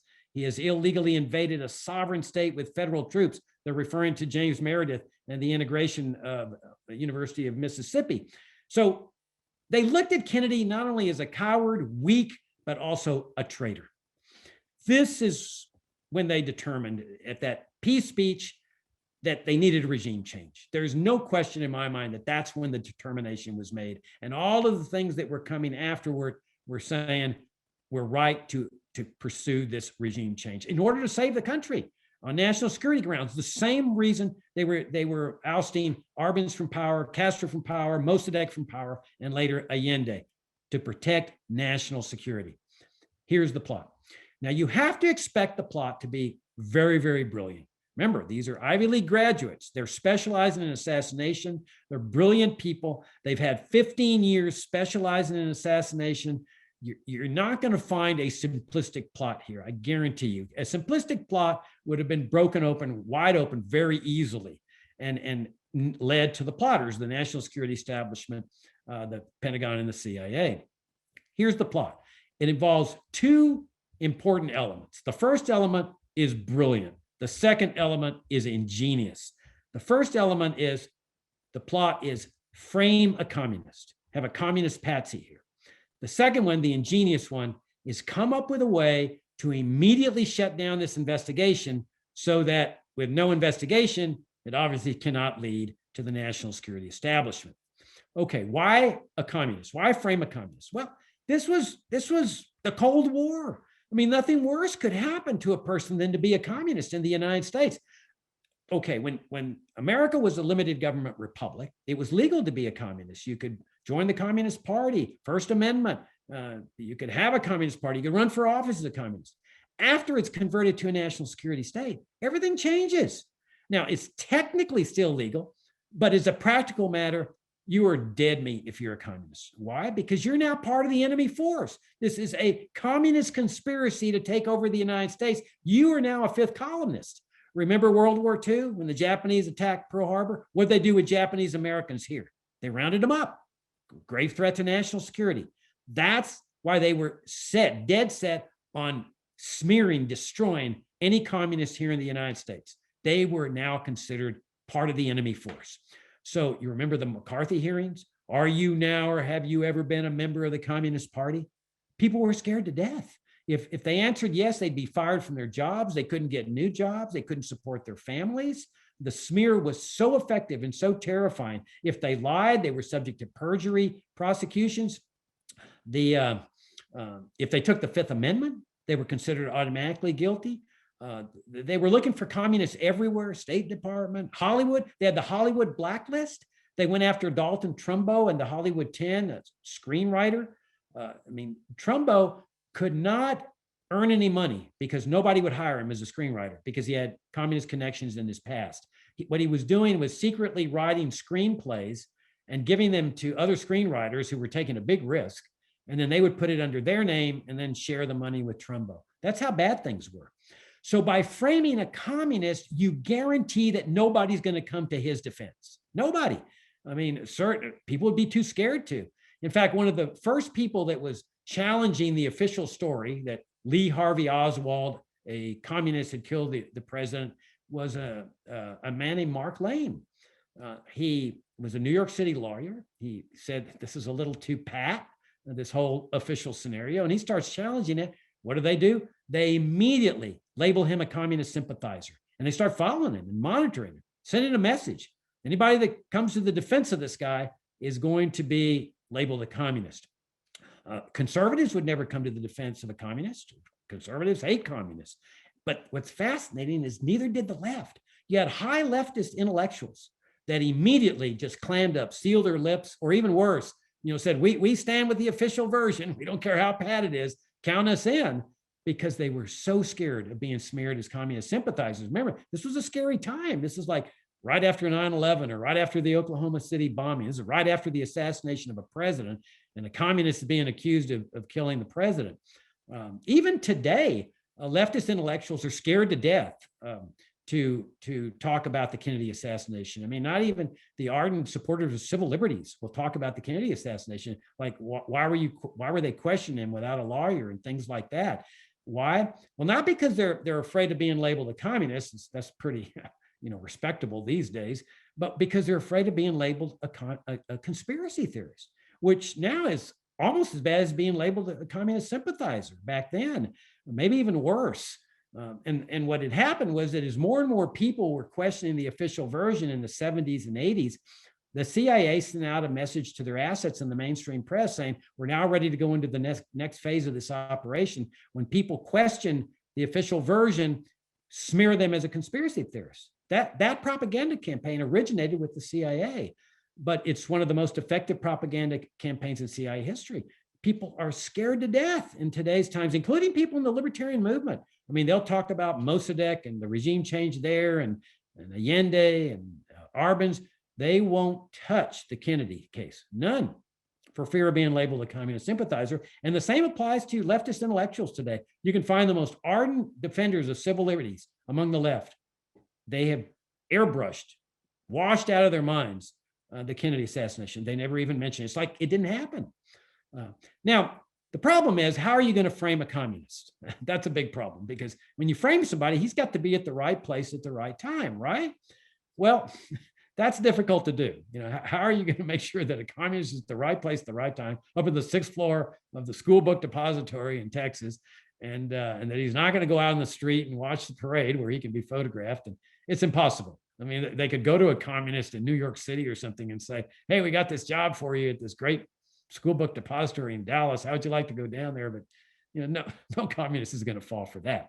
So what they end up doing is they do the next best thing. They frame an intelligence operative who's been trained to be a communist, to act like a communist. And they were doing this. I mean, they were training agents to pose as communists. That's how they were infiltrating the Communist Party. They were infiltrating organizations, leftist organizations like the Fair Play for Cuba Committee, which was this big leftist organization, socialist, communist, but also very prominent people had joined this organization. It was very renowned in the country. They were just upset at how the U.S. was treating Cuba, including this brutal embargo against the Cuban people. Well, they were infiltrating that organization too, and they were infiltrating agents into the Soviet Union to find out what was going on there. Well, obviously, in order to do that, they have to train an agent to pose as a communist. Somebody can't just go to the Communist Party headquarters and say, I'd like a job. And then they say, well, what's your take on Karl Marx's labor theory of value? And he says, well, I don't know what that is. And they're going to say, get out of here and give our friends at the CIA and FBI our best. No, they've got to have a communist that's well-trained, well-educated in communism so that he's believable when he goes in there and infiltrates these organizations and acts like he's one of them. Well, at one of the first meetings of the Warren Commission, which was the commission charged with supposedly investigating this assassination, it may have been the first meeting, Earl Warren, the chairman of the committee, calls the commission together in a top secret meeting. This is a top secret classified meeting. And he tells the commissioners, I've got some really discomforting information that appears might be reliable, which is why he was bringing it up. The information was that Oswald was working for U.S. intelligence and the FBI. Well, you can imagine this creates lots of consternation. Warren says, how are we going to handle this? This is true. This is very, very discomforting. Well, what they decide to do is simply ask the CIA and the FBI whether this is true. And if they admit it, then they'll deal with it. If they deny it, well, they'll go on. And so they ask him and they say, no, he never worked for us. And that was the end of it. I mean, no, they would never lie about such a thing. So Warren says, well, that's the end of it. And he tells the commissioners, this information will never be released. This meeting will never be released to the American people. They must not learn about this information. And he tells the court reporter, destroy your notes on this thing. And it got out. I think she had forgotten to destroy her tape recording or something like that. It ultimately became public. Well, I mean, you know, everything points to the fact that this information was totally reliable. You know, a communist Marine, how many times have you ever heard of a communist Marine? I mean, communists hate Marines. Communists kill Marines. Marines hate communists. Marines kill communists. They had just killed, what, like over 1 million communists or whatever the number was in the Korean War, which was just a few years before. So Oswald's going to join as a communist, join the Marines, where he could get stationed in Korea, where the war could resume, because there was never a peace treaty, where he would be killing his fellow communists. I don't think so. Now, they said, well, you know, he was a Marxist in high school. He was studying Marxism. But what they don't tell you is that his favorite TV program as a youngster was a TV program called I Led 3 Lives. And what that program was about, you can see segments on YouTube. It's quite an interesting program to watch. That it was about an FBI agent whose job it was to pose as a communist to infiltrate communist cells all across America. Remember, this was the Cold War. There were communists everywhere.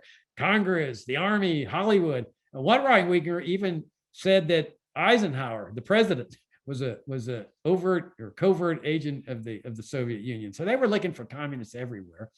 And so this guy in this television series was infiltrating these cells on a weekly basis. And then he'd bust one cell and he'd go to another cell the next week, always posing as a communist. Well, this was Oswald's favorite program. So he studies Marxism in high school. He joins the Marines, Semper Fi and all that. And then he's studying, he's becoming fluent in Russian, speaking Russian in the military. How do you do that? You can't become a fluent speaker in a foreign language just by studying books. It's impossible. You have to talk to somebody in that foreign language. Well, they have tutors in the military. They have language schools in the military.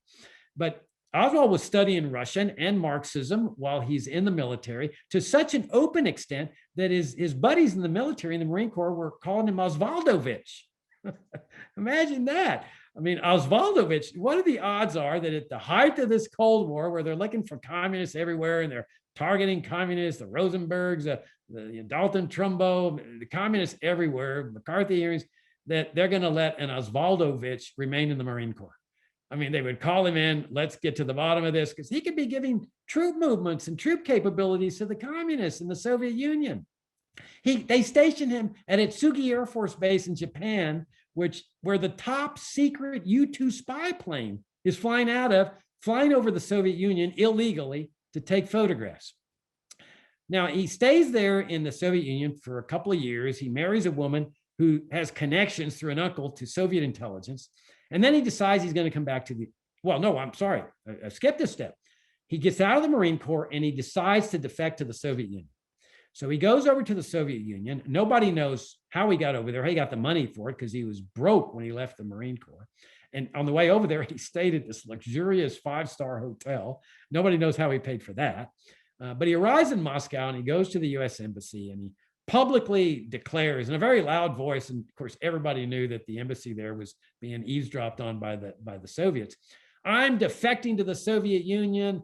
I don't like the United States anymore, and I'm giving up all the secrets I learned to the communists. Whoa, now you're talking about some serious business, because here now he is promising to give up classified information that he learned as a US Marine. That's treason, no question about it. Serious stuff here. He's not just defecting.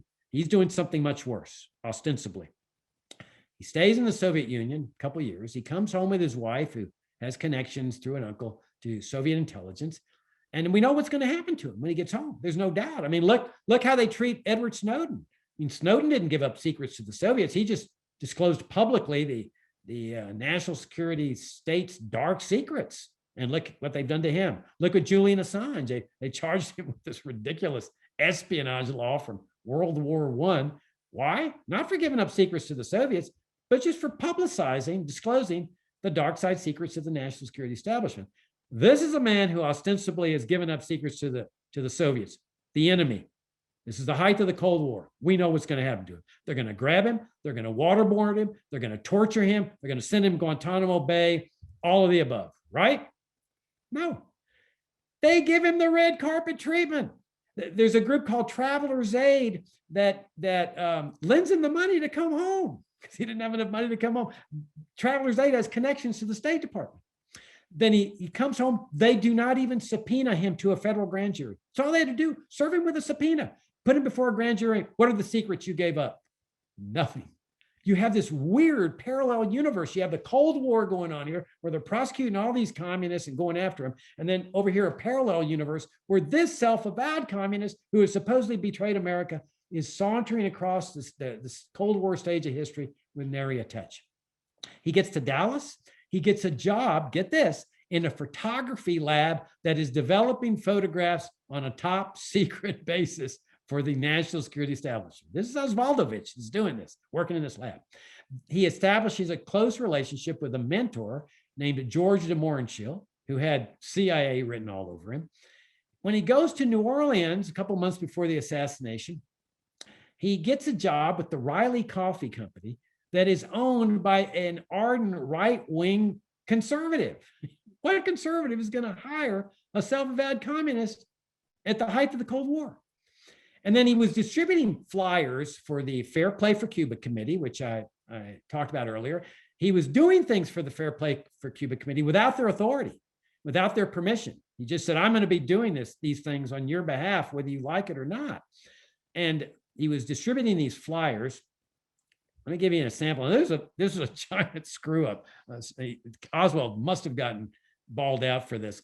Notice on this flyer on the left, he's got 544 Camp Street as the address.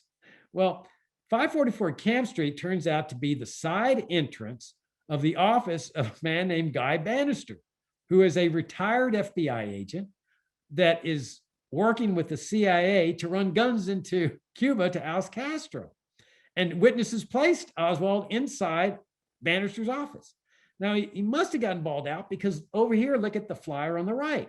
It's now got 4907 Magazine Street, which is totally different. I don't know what was at that street. In any event, Oswald, while he's in New Orleans, makes it a point to go make contact with a group called the DRE. Now, the DRE was a group of Cuban exiles. They were based in Miami and New Orleans that was absolutely committed to ousting Castro from power. So Oswald goes and makes contact with them, and he talks with the head of the organization in New Orleans, a man named Carlos Bringuer. The very next day, Oswald's passing out his flyers after they'd had this meeting. He's passing out his Fair Play for Cuba Committee flyers, and Bringuer comes out and accosts him and say, I dare you, you Castro lover, you Cuba lover, you didn't tell me this yesterday. And Oswald says, go ahead and hit me, Carlos, go ahead and hit me if you want. And so they create this big publicized racket. The cops come and they bust him for disorderly conduct. And Oswald is thrown into jail. He's the only one in jail. While he's in jail, he spends the night in jail.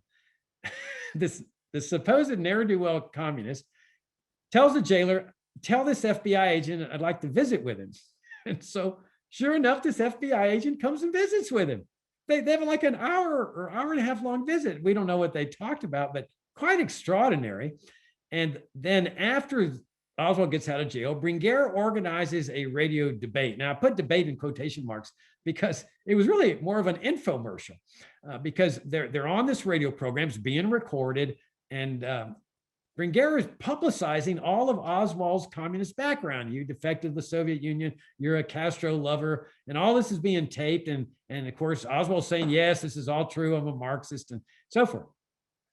Well, take a wild guess.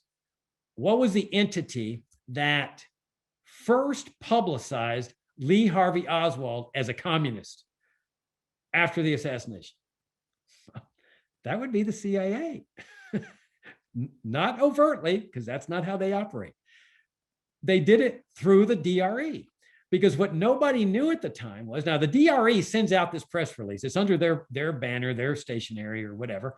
And they advertise all of Oswald's communist bona fides immediately. Okay, now a communist has killed the president. And this goes out all across the country. The word is out, a communist killed the country. So now who's going to come to the defense of Lee Harvey Oswald? The communist thing has been set. Well, what nobody knew at the time was that the CIA, that this was a front organization essentially for the CIA. They were generously funding it, big money, for quite some time, and that they were being supervised and monitored by a CIA officer named George Joanides. They don't tell this to the Warren Commission. Now, the Warren Commission knows about the DRE, but they don't know about the CIA connection here, and the CIA keeps it secret. In the 1970s, Joanides is retired by now, and he got a big medal for meritorious service. We don't know what the meritorious service is because the CIA won't disclose it. But the House Select Committee on Assassination is now meeting in the 1970s. What they were about was that the American people into the 70s were not buying the official story. It was just too pat for them. And so the House Select Committee says, okay, we'll have a new investigation. And so during this investigation, there's two law students named Hardaway and Lopez who are assigned the task of getting records out of the CIA and specifically relating to Oswald's ostensible trip to Mexico City. And at first the CIA thinks these are just a couple of neophyte law students. They don't know what they're doing, but very quickly they figure out that the exact opposite. These guys are very sharp and they know exactly what they're doing and they know what they're looking for. And so the CIA realizes there's danger here. So they call Joanides out of retirement and they tell these guys, he's going to be a facilitator for you. He's going to help you find the records you want. When in actuality, he became an obstruction. He was a wall to make sure they got nothing else out of the CIA relating to Mexico City. Well, they don't disclose the CIA's connection to the DRE and Joanides' connection to the DRE to the House Select Committee. Then we go into the 1990s with the Assassination Records Review Board.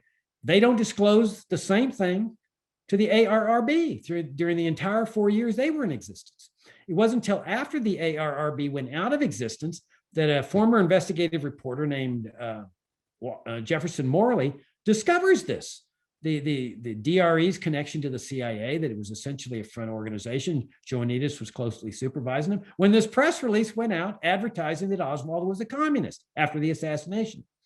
So Morley asked for Joanides' file, and the CIA, undoubtedly freaking out, says, you're not getting anything. We're not going to give you anything regarding Joanides. And they started fighting fiercely to protect everything regarding Joanides. Morley files a lawsuit under the Freedom of Information Act. That's the subject of our newest book at FFF, Morley versus CIA. The CIA fights him for 10 years or more, fighting not to release any more information on Joanides, fiercely trying to protect the secret. Well, when the chairman of the Assassination Records Review Board learned about this, he said, if we had known about this, there would have been quite a different position we had taken here. I mean, implicitly, they might have called Joanides to testify. This is a federal judge named John Tunham that was very dissatisfied when he learned that they had kept this secret from the ARRB, that the general counsel for the House Select Committee, a guy named Robert Blakey, he was upset over this. He said, we clearly were misled by the CIA. He compared it to obstruction of justice, which it clearly was. But this was how Oswald is portrayed as a communist. This was the first part of the plan, frame a communist. Now let's digress a minute here before we go to the ingenious part of this plot, and just look briefly at motive, because they've never come up with a motive for Lee Harvey Oswald, never. The most they've been able to come up with is that he was a little man trying to become a big man by killing a big man. That's what the mainstream press always cites. There's a problem with that. Oswald denied he did it. And he actually went one step further. He says, I'm being framed here. So clearly he has some people in mind that are doing the framing. That's what he meant when he says, I'm a patsy. If he was trying to be a big man, he would have said, I just killed a big man. I'm a big man too. He denied it, claimed he was innocent. And notice that the mainstream press always frames the issue. Do you believe Oswald acted alone, or do you think he acted in concert with someone? Never, never do they consider the other possibility, that this was an innocent man who was being framed, which he was claiming that he was innocent and he was being framed. They never consider that as a possibility. Now, JFK's moved toward peace. Remember, he gives his peace speech. We're reaching out to the Soviet Union. We're gonna settle this thing. It's going to be over. No more Cold War. He's sending emissaries to Castro. No more Cold War with Castro. Cold War is over as far as Kennedy's concerned. Why would a communist want to kill a president like that? And elevate a man like Lyndon Johnson, who everybody knew was on the same page as the national security establishment? Makes absolutely no sense. Now, let's go to the ingenious part of this assassination. All right, this is how it was working. They needed to shut down this investigation. You know, when somebody shoots a cop, what happens? Well, all the cops swarm in. They're going to catch everybody involved in this killing, not just the guy that shoots the cop inside the bank. Everybody else is going to get prosecuted for murder, the getaway driver, the people who finance it, and they're not going to stop till they get everybody involved. We expect that. It's normal. It's 100 times worse if you kill a federal official. Many years ago, there was a federal judge in San Antonio named John Woods, whose nickname was Maximum John because he always gave the maximum sentences in drug cases. He was one of these federal judges that was going to single-handedly win the war on drugs. In fact, when I was a young lawyer down in South Texas, my dad and I, he was a lawyer. One of my first cases was with my dad representing a 20-year-old guy before Maximum John. And it was a one-count conspiracy indictment. They had tried to get heroin, he and two other of his friends that were both about 20, and they hadn't succeeded. It was just a one-count agreement indictment conspiracy, and they got convicted. And Maximum John gave them the maximum sentence. They had no criminal record and hadn't been convicted of anything. 15 years maximum sentence for each one of them. Well, John Wood got assassinated, and the feds pulled out all the stops, as you would expect them to do. They eavesdropped on lawyer-client communications to see if clients were confessing to the crime, which is totally illegal. But that's what we expect from them. They're going to pull out all the stops. In the 70s, there was a federal agent named Kiki Camarena that was brutally kidnapped, and tortured, and murdered in Mexico. The DEA pulled out all the stops. They went into Mexico, were kidnapping people, torturing people. They were determined to bring every single person involved in this killing to justice, to send a message. You're not going to kill a federal official. We're coming after you. So you don't ever do it again. Well, you can imagine with a president, all the stops are going to be pulled out. The whole federal machinery is going to come crashing down, including all the state machineries. The national security establishment knows this. This cannot be a simplistic plot. They're not going to escape that kind of investigation. So they have to figure out a way to shut this investigation down immediately so that it never can lead to them. Here's how they do it. They have a communist that they're framing, ostensibly firing from the rear. That's Oswald. Okay. They also have people firing from the front. Now, immediately after Kennedy was declared dead, two of the treating physicians at Parkland Hospital, where they were treating him, had a press conference. And at this press conference, they said Kennedy had been shot from the front. He had a little round bullet hole right here in the front of the neck. They had done a tracheotomy there, which was a thin slit line with a scalpel to put a breathing tube in. He had a large exit wound in the back of his head. So clearly he was shot from the front, and these doctors stated this. Also, there were countless witnesses that went to the grassy knoll in the front after the shots were fired. Cops rushed up there. A person saw smoke from that area. There were Secret Service agents up there with Secret Service badges, except that they were not Secret Service agents. They were using fake badges because the Secret Service said we had no people up there. So there were shots fired from the front as part of the plot. Now, the $64,000 question is, if you're going to frame a guy firing the rear, why are you having shots fired from the front? That's stupid, right? Stupid. I mean, that's just dumb. If you're going to frame a guy firing from the rear, you're going to make it look like he's the guy that did this, then you have all your shots coming from the rear, right? That is the sheer ingenuity of this plot. They've got people firing from the front on purpose. It's part of this plot. And they know that, okay? They understand what they're doing. Well, if they have shots firing from the rear by a communist, then who could his Confederates be firing from the front? That's where Mexico City comes into play. This is the idea of sending Oswald down to Mexico City, or somebody portraying Oswald. It doesn't make any difference, to Mexico City. You see, they weren't just framing a standalone communist here. A person that's majored in communism in some left-wing American university. And it's not just a self-educated communist. This is a communist they're framing with connections, direct connections to the Soviet Union and Cuba. That's the idea of sending him to Mexico City 30 days before the assassination. He goes, or somebody portraying him, goes into the Cuban embassy, makes a big hullabaloo. I mean, like, he's advertising he's there. He wants everybody to take notice. I want to go to the Soviet Union. I want to return home. Demand a transit visa for Cuba. And everybody remembers this guy because he made such a hullabaloo. He goes over to the Soviet embassy, does the same thing, supposedly meets with the head of assassinations in the Soviet Union, who's there in the embassy, and big hullabaloo. I want to go to the Soviet Union. And of course, both embassies are under strict surveillance by the CIA. You would, of course, expect that. So now, this is not just a standalone communist. This is a communist that has made connections. A communist that is defected to the Soviet Union, who has stayed over there, who has now come back and become an agent of the international communist conspiracy. And they've worked together. Castro, Khrushchev have worked together to put this thing together and kill the beloved president of the United States, John F. Kennedy. Well, we all know what that means, right? We're talking about war. This is an act of war. When the American people find this out, that the communists have killed their president, we know what's going to happen. You're going to have 200 million people, or whatever the population was of the United States, demanding in mass retaliation. Well, we know what retaliation means, don't we? I mean, Khrushchev and Castro are not going to stand still so that some rifleman can assassinate him. The only way to assassinate him is by flattening Havana, or wherever Castro is. Same thing with Moscow. You flatten it. Well, we know what that means. That means nuclear war.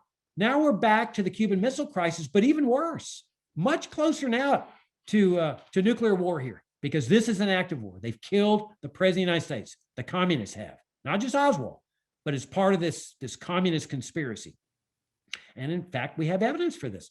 On Friday night of the assassination, the police chief of Dallas charges Oswald formally with an information, legal document that accuses him of murder, but also part of an international communist conspiracy, which is logical because they got shots firing from the front.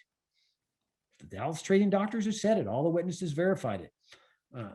So Lyndon Johnson, the new president, gets on the phone immediately through an aide, calls Henry Wade, the district attorney of Dallas County, Friday night, and says, what in the heck are you doing? Are you trying to start World War III here? Get rid of that conspiracy indictment. Just charge Oswald. Okay. Later, when he's talking to Earl Warren, now we don't have all of Johnson's conversations recorded or witnessed to all of them, but we have some of them. When he calls Earl Warren and asks Warren to chair what became known as the Warren Commission, he's telling Warren, I need you here. And Warren says, no, I'm the Chief Justice of the United States. I got a conflict of interest, not going to do it. He says to Warren, your country needs you, just like it needed you in World War II. You don't have a choice here. You have to do this to save the lives, to help save the lives of a potential 40 million, 50 million Americans here. He's alluding to nuclear war, and he even mentions Mexico City. He mentions Mexico City. And then later in a conversation with Richard Russell, who is also being asked to join the Warren Commission, Richard Russell's saying, no, I won't serve on any commission that Earl Warren's on. I hate the guy. I won't do it. Johnson says, you're going to do it, Dick. And I've already announced you're going to do it because you're going to do it for your country, because we're looking at the prospect of losing 40, 50 million Americans here. And I've already told Warren that, and you're coming on board too. So you see, they're bringing up this idea of this World War III in order to shut this thing down and just pin the crime on Oswald, who at this point, by the time he's talking to Warren, is dead. But we're just going to pin it on him, and we're going to let the rest go because we're not going into nuclear war here over this thing. Now, here's the proof positive of this. This closes the case on this scenario. This is the Deputy Attorney General, Nicholas Katzenbach. This is November 25th, 1963. This is 3 days after the assassination. He sends this memo to Bill Moyers, the public, who is in the Johnson White House. The public must be satisfied that Oswald was the assassin. Okay, got to make sure that the public's satisfied with that he did not have Confederates who are still at large. How can he know that? How can he know that 3 days after the assassination? There's no possibility that he can know it. A fierce investigation is going to take months, maybe even years. Now, maybe he didn't have Confederates, but you can't know that without a fierce investigation that lasts months or possibly even over a year. He's saying we've got to assure the American people. In other words, the federal machinery, the bureaucracy is now moving in the direction of Oswald did this thing. We've got to shut this thing down because we can't afford to go to nuclear war on this thing. At the same time, it was what the FBI director, J. Edgar Hoover, started doing. Immediately, he's directing the investigation to show that Oswald is guilty here. And his agents are picking up this real clearly. They're very faithful to Hoover. That when Hoover's moving in this direction, the agents start moving, and they start ignoring all the evidence that established a shot was fired from the front. The machinery is shutting down here because of this prospect of nuclear war. Here's the other big question. Suppose Warren, which he undoubtedly did, or Russell, anybody that's being fed this line, Katzenbach, says, Mr. President, just out of curiosity, why are we going down this road? Why not retaliate? The communists have killed Kennedy here. We're going to give them a pass. We give these communists a pass on this assassination. There's no telling where they're going to stop. You know, I mean, I don't want World War III either, but hey, why should we give them a pass? What do you think Johnson would say? He had the perfect answer. He has the perfect answer. Let me tell you what he would tell Katzenbach. Nick, let me tell you something. Let me tell you about these Kennedy boys. These Kennedy boys, it turns out, were running a damned Operation Mongoose down there in Cuba, which called for sabotage and terrorism. They were trying to get rid of Castro out of there. And their CIA was running a damn Murder Incorporated down there in Cuba. It entered into an assassination partnership with the mafia, repeatedly trying to kill Fidel Castro. They weren't successful, but they repeatedly were trying to do it. And Castro had told them, if you don't stop, I'm going to come after you in the same way. And so these Kennedy boys got burned by their own fire that they started down there in Cuba. And if you think I'm going to nuclear war that's going to cost the lives of 40, 50 million Americans because of what these Kennedy boys did in starting this fire against Fidel Castro that ended up burning them, no siree, no siree. They got burned by their own fire, and we got the Red that did this from the rear. He's now dead. That's where he belongs. But we're not going to nuclear war, Nick. No, we're not going nuclear war, Earl. No, Dick, we're not going nuclear war over this. Kennedy boys are responsible for the plight this country finds itself in. It's all true. It's ingenious. Well, how could people respond to that? I wouldn't want to go to nuclear war when the Kennedy boys had started this assassination game. Remember, Castro had never done anything against the United States in a criminal nature. It's always been the U.S. that has aggressed against Cuba, including the assassination attempts. You want to go to nuclear war over that? I don't think so. Now, there's still one big obstacle they have here as they're shutting this thing down, which, of course, now can no longer lead to them. There's no risk of that. And that's the autopsy.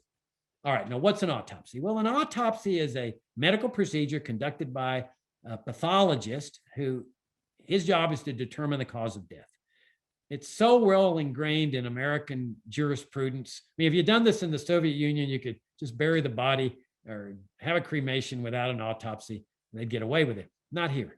The national security establishment knew that if they did that, people would be too suspicious and they would demand an exhumation, and then there'd be a post-burial autopsy, and then the truth would come out. So they decide there's going to have to be an autopsy. They can't avoid that. But they can't afford to have a correct autopsy. You see, because if they have a correct autopsy, here's what's going to happen. The pathologist is going to say, well, they're bullets fired from the front. That's how he got killed here, or one of the reasons he got killed, and as well as bullets from the rear. And immediately the American people are going to find out. It's going to be made public.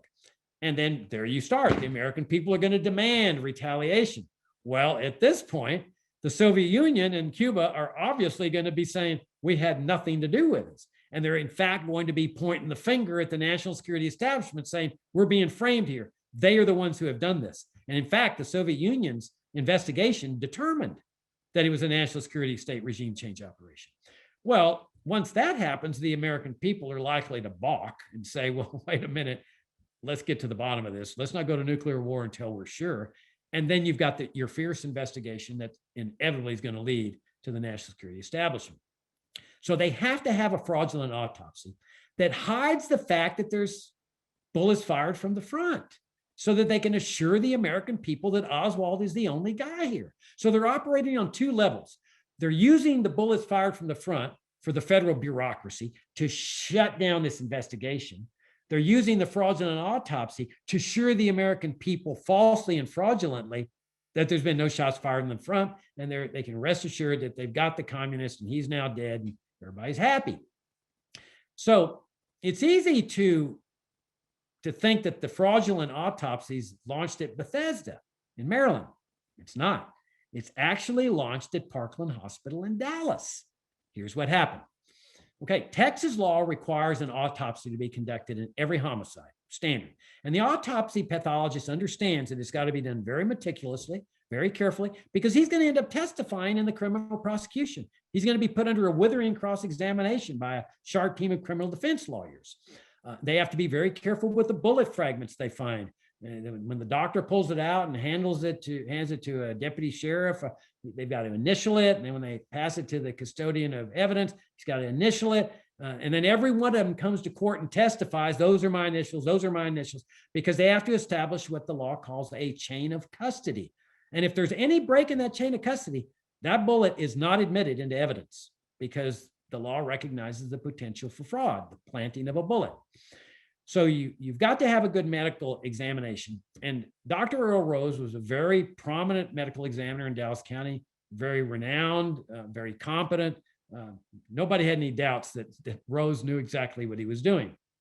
So as soon as Kennedy's declared dead, his body is wrapped in white sheets. It's put into this huge, heavy, ornate casket that a Dallas funeral home had provided. But Earl Rose says, wait a minute, I'm taking this body to conduct an autopsy, and which Texas law required him to do. This was a homicide case under Texas law. It was not a federal offense to kill a president this time. So the federal government had no jurisdiction here, none. The only people who had jurisdiction was Dallas County. And so he's just following the law here. At that very moment, a team of Secret Service agents jumps into action and says, you're not touching this body. We're taking this body back to Washington with us. And this Secret Service team was headed by a man named Roy Kellerman. Now, Kellerman's an interesting figure in all this because he was in the passenger seat in the Dallas limousine in which President Kennedy was traveling when he got shot. And as we all know, it's the job of a Secret Service agent to jump over and cover the president with his body to protect him, to give his life. And Kennedy very well may have survived the throat wound. Kellerman sits there like a bump on the log, never makes any effort to jump over, and then Kennedy gets hit with the fatal shot in the head. Well, now he's at Parkland Hospital saying, you're not going to touch this body. We're taking this body back to Washington. And Rose says, no, you're not. This is Texas law. This is a homicide. I'm going to conduct this autopsy. Well, Kellerman's carrying a submachine gun. And he starts screaming and yelling, and so do all his team of agents. And he says, I'm operating under orders here. And Rose says, I don't care. I'm not getting out of the way. I'm doing this autopsy. Well, then the team of Secret Service agents pulls her coat back its back, and they brandish their guns. So it's clear now, people there, that witnesses were scared to death, the hospital personnel. They thought Rose was going to get killed and bullets were going to fly around, screaming, yelling, profanities. And so Rose wasn't armed, and so he steps out of the way, and they force their way out, prohibiting Rose from conducting this autopsy. Now, the mainstream press has always carried themselves like this is all normal. This is very abnormal. I mean, you would expect law enforcement to work together. They know there's going to be a criminal prosecution here, right? You would expect the Secret Service to say, Dr. Rose, we understand you've got to do this, Texas law. You do what you need to do. We understand it's going to take a couple hours. We will stand by. We'll take the body after you finish. So what happens here? You are not going to do this. We don't care what Texas law says. They get out of there. They take the body to Dallas Love Field. Now, who was it that issued this order? Well, the only logical person that could have done that was Lyndon Johnson, who was vice president until the moment that Kennedy's dead. Now he's the president. There's no other reasonable possibility. I mean, who else would issue such an extraordinary order? The head of the Secret Service, why would he do it? Hey, guys, I want you to stop Rose from conducting an autopsy. Why would he do that? Johnson's the only logical culprit here. And in fact, there's corroborative evidence, conclusive corroborative evidence.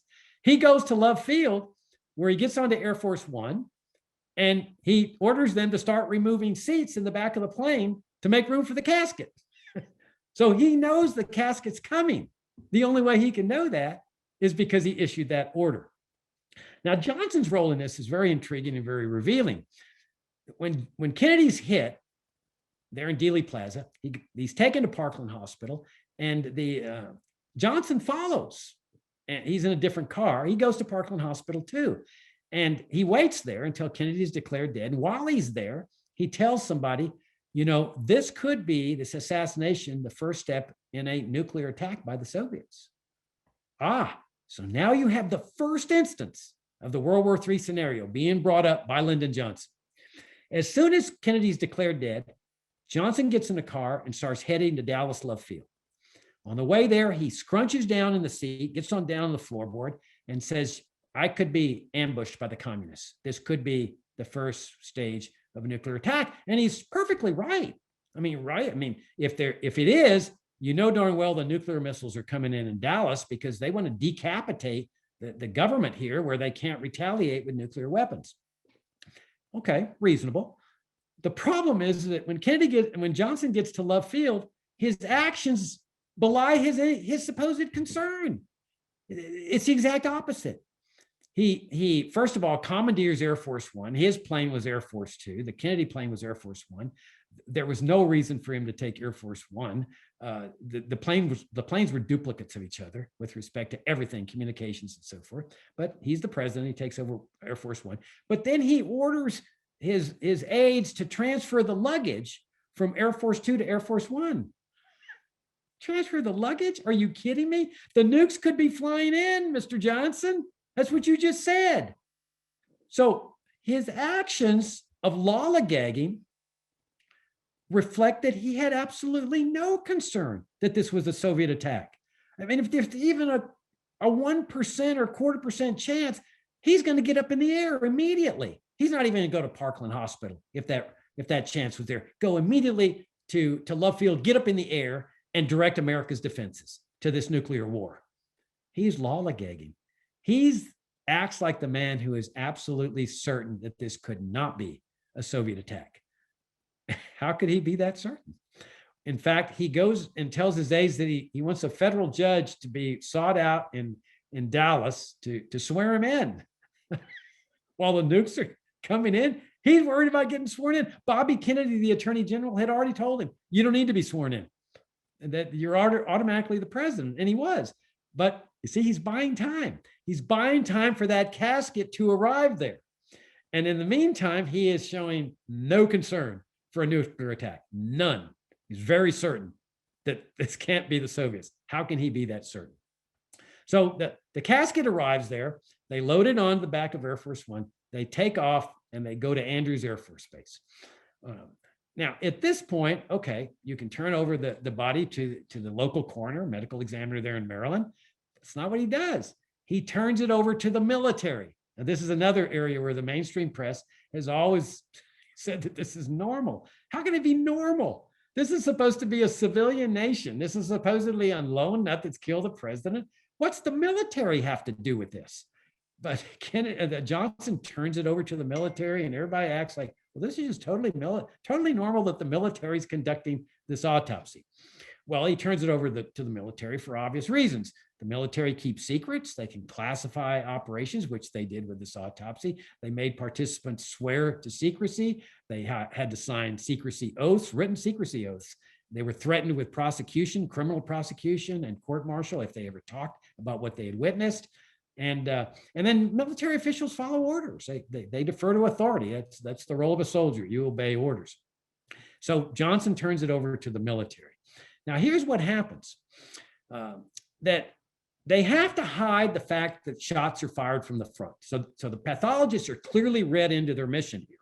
Your job as pathologists, we need you to hide the fact of shots fired from the front. So when the autopsy report is reported, that assures the American people that there's just one assassin, nothing else to see here, folks, keep moving on.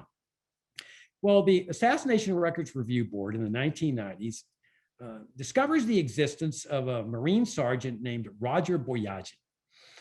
Boyajian tells an extraordinary story. He tells them, I was the Marine sergeant at the time in charge of Marine security at the morgue where the autopsy was conducted. In other words, their job was to keep unauthorized people out.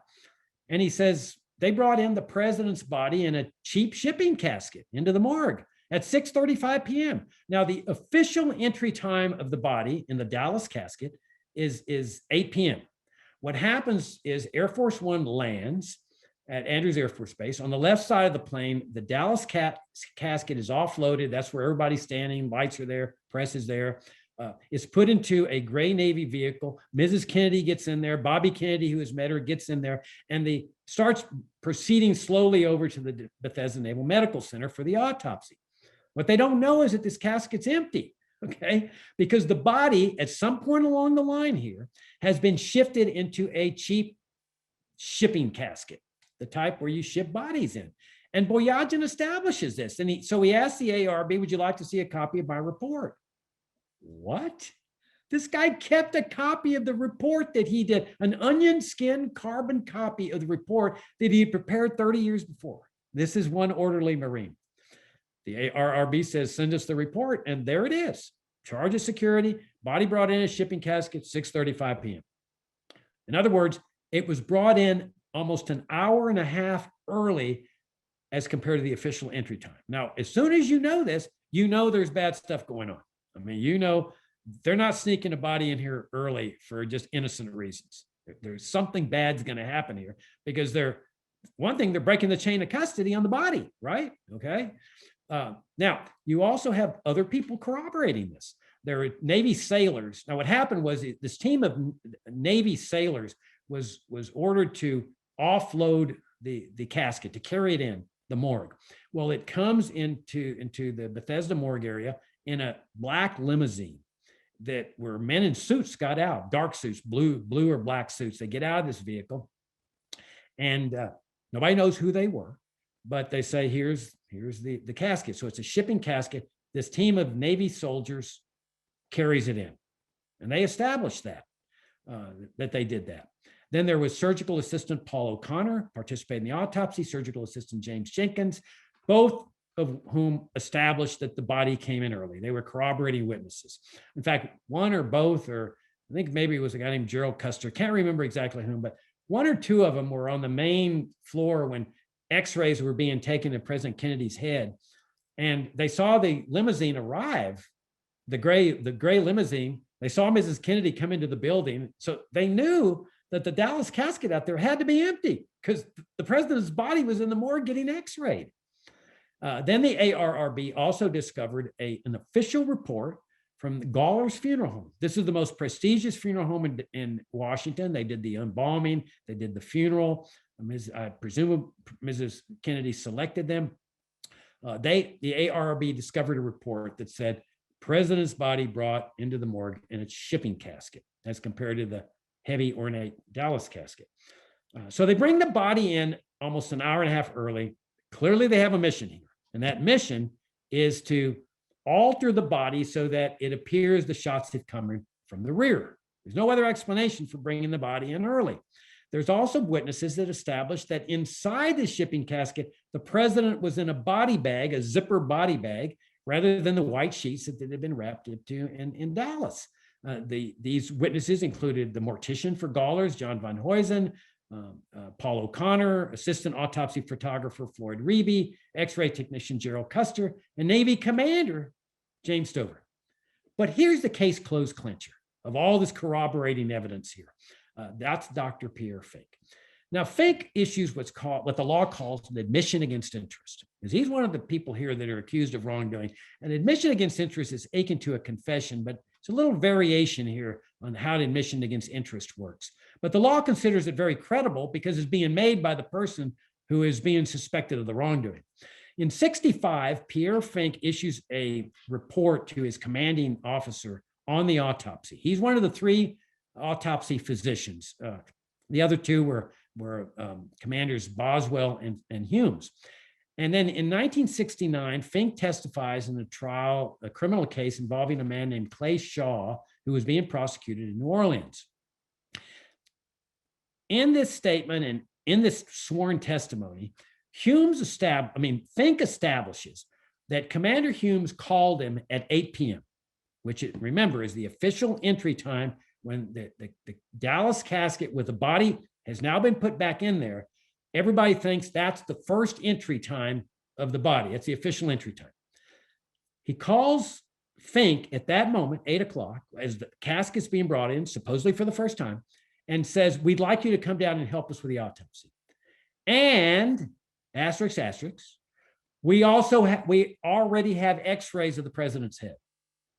That's what's called an admission against interest. Because you see, there's no way for them to have x-rays of the president's head when the body's being brought in for the first time at 8 p.m. when the phone call's being made. It's a major slip up. The only way that he can have x-rays of the head was if the body had arrived there early, which it did, because these other witnesses were establishing that x-rays were being taken of the president's head. But here's one of the autopsy pathologists that's establishing that. Case closed. Now, Fink also gives another fascinating part of testimony at the Clay Shaw trial. Now, the Clay Shaw trial was a criminal case brought against a man named Clay Shaw by a district attorney in New Orleans called Jim Garrison. Garrison was alleging what we're talking about today, that this is a national security state regime change operation. The Kennedy assassination was carried out by the national security state. And he's prosecuting Shaw as being on the peripheral edges of this conspiracy. During this case, Fink is called as a witness for Shaw. The defense calls him. And so the prosecutor is cross-examining him and he says, "Why didn't you dissect the neck wound where the little hole was with the little slit there where they did the tracheotomy?" And Fink starts hemming and hawing, won't answer the question. And the prosecutor keeps asking the question. So finally, the prosecutor, Fink obviously thought he was going to get off the hook by filibustering, and the prosecutor wouldn't have anything of it. It's a sharp prosecutor. He turns to the judge and says, "Judge, would you order him to answer the question?" And so Fink finally answers the question. And he says, "Well, he was ordered not to dissect the neck wound." Now, he's the pathologist. The pathologists are in charge of an autopsy. Here is somebody, he says he doesn't remember who, to this day we don't know who it is, that was ordering him, "Don't touch that wound." Now, why do you dissect a wound on the neck? You cut it open to see the bullet trajectories, or maybe find the bullet. Maybe it's still in there if it hasn't transited. Don't touch that wound. Now, the reason this is so revealing, other than the obvious reasons, is that you obviously have a deeper state force here operating within the deep state, because somebody is obviously orchestrating this whole thing, bringing the body in this hearse where the men in suits are there, offloading it. Then all of a sudden, orchestrating what happens in the hour and a half before the autopsy officially begins. And then when the official autopsy begins, monitoring it, supervising and controlling the autopsy. What is that deeper state force? It's orchestrating all this. To this day, we don't know. Now, one of the interesting things about this autopsy is this is Friday night of the assassination. Nobody ever expresses any concern as to what they're going to do in a criminal case. You know darn well in the criminal prosecution, the defense lawyers are going to subpoena everybody involved in this thing, right? I mean, they're going to tear this thing apart from detail to detail to detail. Nobody's ever saying, "What are we going to do about bringing this body early when we're asked in the criminal case whether we did this? How are we going to handle not dissecting the neck wound?" Nobody asks that. You know why? Because nobody's worried about a trial. And it's real clear that nobody, including the people saying don't dissect that neck wound, are worried about a trial. It can only be one reason for that. They knew there was never going to be a trial. Lee Harvey Oswald was a dead man walking. He was still alive at this point, but as a Friday night, he was a dead man walking. They knew there was never going to be a trial. So what are the wounds they have to alter? They got to alter the neck wound, right? Okay, that's a little round hole. Now, when a bullet enters the body, it enters as a little round hole, and then it's pushing mass in front of it. So if it exits, it's going to exit as a blowout wound. And then they got to alter the head wound. So let's look at the neck wound. Now that's the neck wound. Does that look like a little round hole to you? Now this is what the Dallas doctor said. Now, let me tell you something about Parkland Hospital. Parkland Hospital is one of the most renowned hospitals in the state of Texas, probably in the country, because it specializes in trauma cases. These doctors are all trained at Parkland to handle gunshot wounds. That's their specialty. I mean, if you ever get shot by a gun and you're near Parkland, you're lucky. John Kennedy was lucky to be at Parkland because that's their specialty, gunshot wounds. They know how to do a tracheotomy. Dr. Crenshaw said all they did was a thin, straight line. Now remember, they're treating the President of the United States here. There is no way, Crenshaw said, that we would ever do a tracheotomy that nasty looking. It's jagged, it's open, it's ugly. They said all they did was take a thin slit across the round hole. Well, obviously what they did here in that hour and a half, they expand that wound, they tear it open. Now it's an exit wound. You see, it's a blowout wound. So they can say, well, yep, see, no entry wound here. Now the head wound. In the ARRB discovered the existence of a woman named Sandra Spencer. Interesting woman. I don't think you'd ever find a more credible witness than Sandra Spencer. She was the petty officer in charge of the White House lab at the Navy Photographic Center in Washington.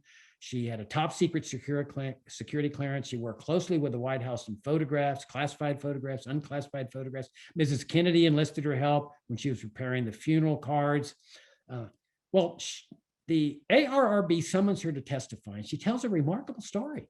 She said on the weekend of the assassination, she was brought the official autopsy photographs and asked to develop them at this White House laboratory. It was a top secret basis. She was told they were classified. She had kept her secret for 30 years. She hadn't told anybody. She's a professional. She knows what that means.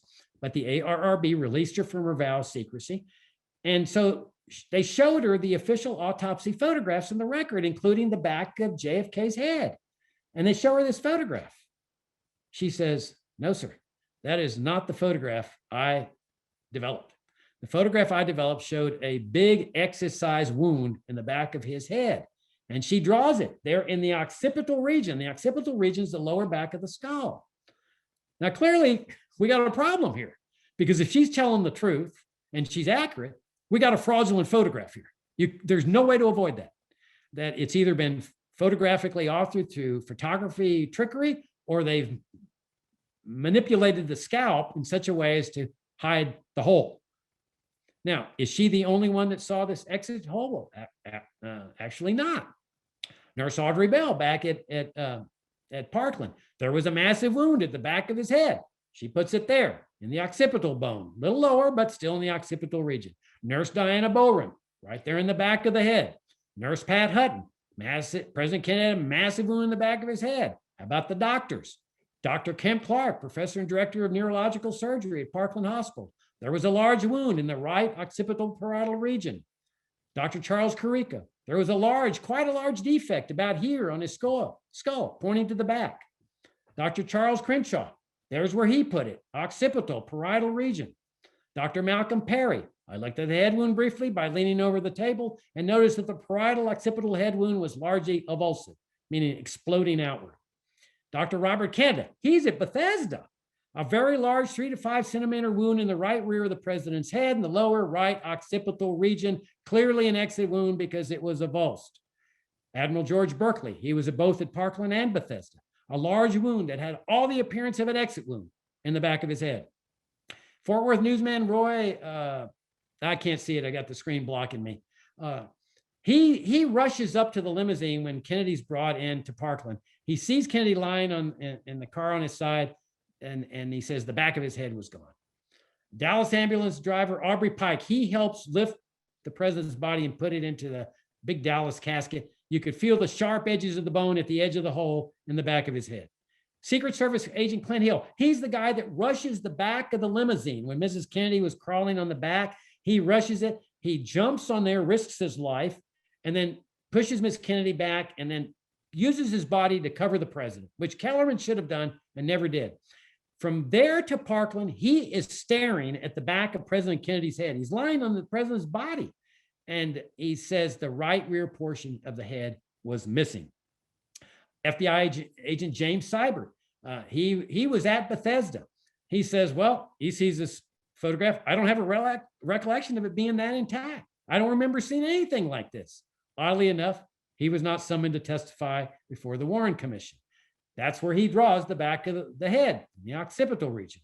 His partner, Francis O'Neill, who oddly enough was not called before the Warren Commission either. This looks like it's been doctored in some way. And they were testifying separately, both him and Seibert. Quite frankly, I thought there was a larger opening in the back of the head. The Harper fragment, a medical student named William Harper finds a piece of bone in Dealey Plaza after the assassination. He takes it to his uncle, who happens to be a pathologist at Methodist Hospital in Dallas. He pulls his team of pathologists together, and they do a detailed autopsy-like examination of the Harper fragment. They determine this is occipital bone. They ship the bone to Washington. It's disappeared. Tom Robinson, Gawler's funeral home. There his circle, occipital bone. Dr. Robert McClellan.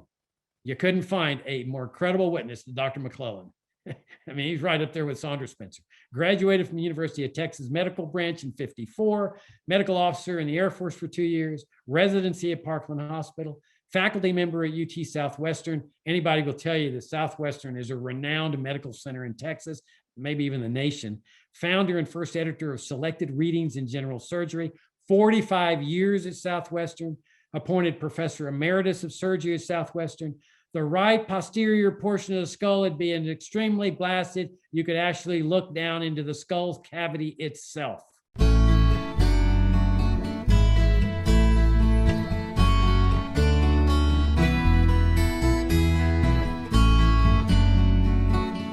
On November 22nd, 1963, in downtown Dallas, Texas, shots rang out and killed President John Fitzgerald Kennedy. Joining me today is Dr. Robert McClelland, who is a world-renowned general surgeon who was indeed in Trauma Bay 1 at Parkland Memorial Hospital on that fateful day. Tell us what you were doing on November 22nd. I had to literally force myself to keep walking down toward Mrs. Kennedy and walked past her and pushed the door open and walked into Trauma Room 1 and was horrified. What I saw there immediately was President Kennedy lying on his back, face up, his bloody head, and a light shining down on him. I went to the head of the gurney and leaned over to put that retractor in the upper edge of that incision they were making. And when I got there, I said, my God, I said, have you seen the back of his head? And they said, no, we just walked in here before you did, and we haven't seen anything but this hole in his neck. And I said, well, there's a wound in the back of his head here on the right side that's at least 5 inches in diameter, a circular wound far in the back of his head. So show us where that was. It was back here. Okay. And I could actually look down within the skull cavity and see that the whole right back half of the right cerebral hemisphere was gone. In fact, Mrs. Kennedy, Dr. Jenkins told me, the anesthesiologist, had come in carrying a portion of brain in her hand and handed it to Dr. Jenkins when she came in. So the back half of the right side of his skull cavity was empty. And as I stood there, in fact, the right half of his cerebellum slowly fell out of that hole onto the gurney. This has been fascinating, Dr. McClelland. I think I've learned some things, and I've been studying this for a few years as well. And what do you think that we as Americans have learned from these tragic events, that have really marked some changes, from these great leaders that have really died for all of America? What do you think, how do you think that's changed America, and what lessons do you think we could learn from that? Well, the thing that I mainly have thought, and this is just my thought about it, is that probably up until that time, the general population had a lot more faith in the people in charge, if you will, whoever that is, right, than they have now. Right. That it kind of destroyed the innocence, if you will, of the American public. on behalf of all of plastic surgery and really all of Americans, thank you so much. You've given us a phenomenal rendition of that very, very important day in the history of the United States. Thank you, Dr. Orr. Appreciate it.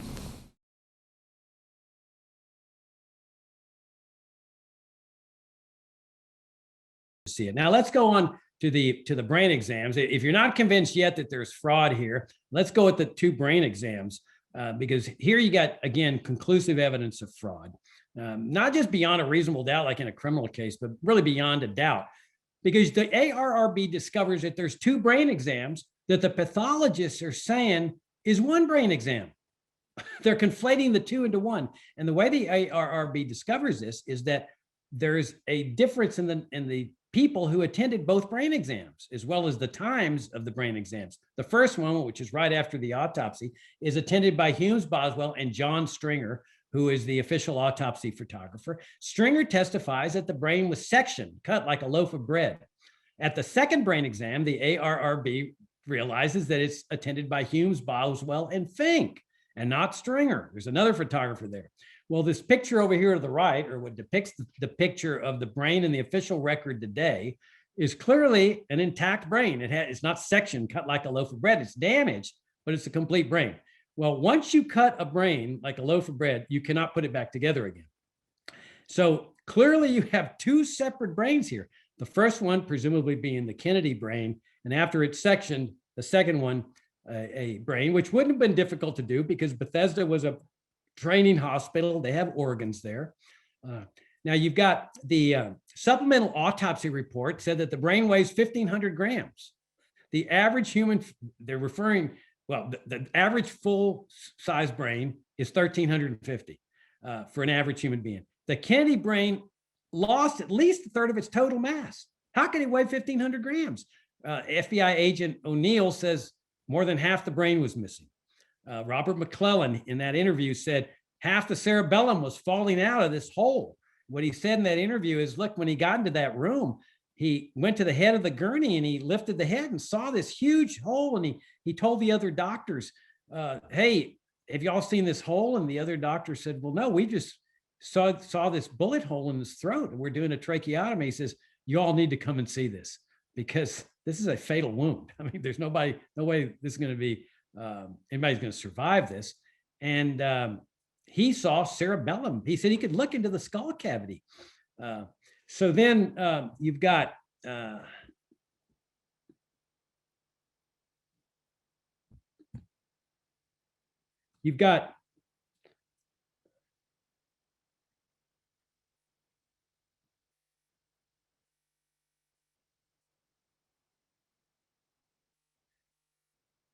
Navy, the autopsy photographer, John Stringer. He disavows the brain photographs at the ARRB. They ask him, hey, would you identify these? He says, those are not the photographs I took.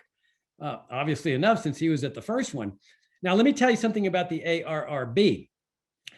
The Assassination Records Review Board was an agency that was called into existence to enforce the John F. Kennedy Records Collection Act. What had happened was that Oliver Stone had come out with his movie, JFK, which posited this regime change operation. In fact, it was based on the criminal case that Jim Garrison had brought in New Orleans against the man named Clay Shaw. And so at the end of this movie, Stone includes this blurb that says, the national security establishment, something to the effect that they're still keeping all their records secret based on national security here, even though they say it was just a lone nut who did this. Well, people were so outraged over this when they learned this that they pressured Congress into enacting, over the objections of the national security establishment, mandated release of all assassination-related records from the CIA, the Pentagon, the Secret Service, FBI, and so forth. Well, but somebody slipped a provision into the law that said they're prohibited from investigating anything. Imagine, you've got this agency that's getting these documents and records released, but if they come across something, they're prohibited from investigating it. And so the ARRB could not investigate these 2 brain exams. There's clear fraud here. I mean, this is conclusive evidence of fraud. They're prohibited from investigating it. And the ARRB Board of Trustees, they strictly enforce this. They put the fear of God into the staff there. They said, if anybody's ever caught investigating something, you will be fired on the spot. And really what they should have done, the Board of Trustees should have gone to Congress at this point and said, we got clear evidence of fraud here, and we need an expanded mandate to investigate this. And to their shame, in my opinion, they failed to do that. The Washington Post and the Associated Press actually carried articles on this double brain exam, but no follow-up investigations, no op-eds, no editorials calling for an investigation of this. I mean, you'd think some investigative reporter would say, let's get to the bottom of this. No. Then you've got the fraudulent x-rays, and that was the statements that were given in this conference by Doctors Chesser and Mantic. They find a bullet fragment that just happens to be a 6.5 millimeter bullet, this huge thing in the front to back x-ray that doesn't appear on the lateral x-rays. And it clearly wasn't there in the original x-rays because the pathologist said it wasn't there. If they'd seen it there, they would have pulled it out. That was why they had the x-rays. And you pull out big bullet fragments like that, but you can't miss it. It's like huge. They also conducted densitometry tests because the back of the head on the x-rays is all really white in a really weird way. Well, it's to block the area out where the blowout wound. Some of the head x-rays are missing, surprise, surprise. And then also the skull x-rays don't match the brain photographs. Then you've got these weird anomalies where Commander Hughes is caught burning his autopsy notes in the autopsy report, which had to be dragged out of him by the ARRB. Why would anybody do this? This is the President of the United States. These are official records. Well, it was because they were evolving their conclusions to fit the official scenario. And the first one obviously didn't work, didn't fit, so they kept changing it after the autopsy was over. Now, here's one of the most amusing parts. The House Medical Panel in the 1970 investigation by the House Select Committee says to the three pathologists who were there at the body, you've got to move the entry wound that you say is the entry wound in the back of the head up 4 inches. And they said, why? Well, because down where you have it doesn't fit the official scenario. It would come out his face or blow out his face, or it doesn't follow the bullet fragment, whatever. You got to move it up 4 inches. And they weren't even there. They didn't see the body, and they're telling the pathologist, oh, what a tangled web we weave when first we practice to deceive.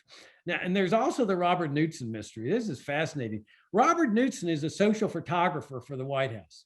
Very admired man, very well liked. He was the social photographer there since the Truman administration. He continued after Kennedy was assassinated through Johnson and Nixon. And this photograph he took of President Kennedy and John. And on the weekend of the assassination, he gets a telephone call saying, we need you to come down and photograph the autopsy. And he tells his wife, I'm going down to photograph the autopsy. He's gone all weekend. He comes back, tells his wife, it was so difficult to do this. I can't tell you, they've sworn me to secrecy, it's classified, but it was very difficult to do. Well, then he gives an interview in 1977, I think, with a national photography magazine. I think it was called Photography Today, where he says, yeah, I was the Kennedy autopsy photographer, very difficult job, can't talk about it. But then in his obituary, both the Washington Post and the New York Times say he was the autopsy photographer. Oh, there's just one problem. He wasn't. He was not the autopsy photographer. He wasn't even at the autopsy. That was John Stringer, who was a very competent civilian working for the Navy, guy taught photography, very renowned. That was John Stringer. Knudsen wasn't there. But clearly Knudsen's telling the truth, because there's no way he's going to make up something and destroy his reputation with the White House. They never would have kept him on if he was lying. I mean, he never would have been stupid enough to give the interview with this magazine, because he could have been called on it if he was making it up. He has photographed something that he has been told is the autopsy. And then later he is asked to go down and examine the autopsy photographs. He comes back and he tells his wife relays this to the ARRB. He came back and he said to his wife, there are clearly shenanigans going on with these photographs. And I want you to know, if this thing blows up ever, I had nothing to do with it. Because he was very concerned about his reputation, about how his wife and family felt about him, and his integrity. The case is closed.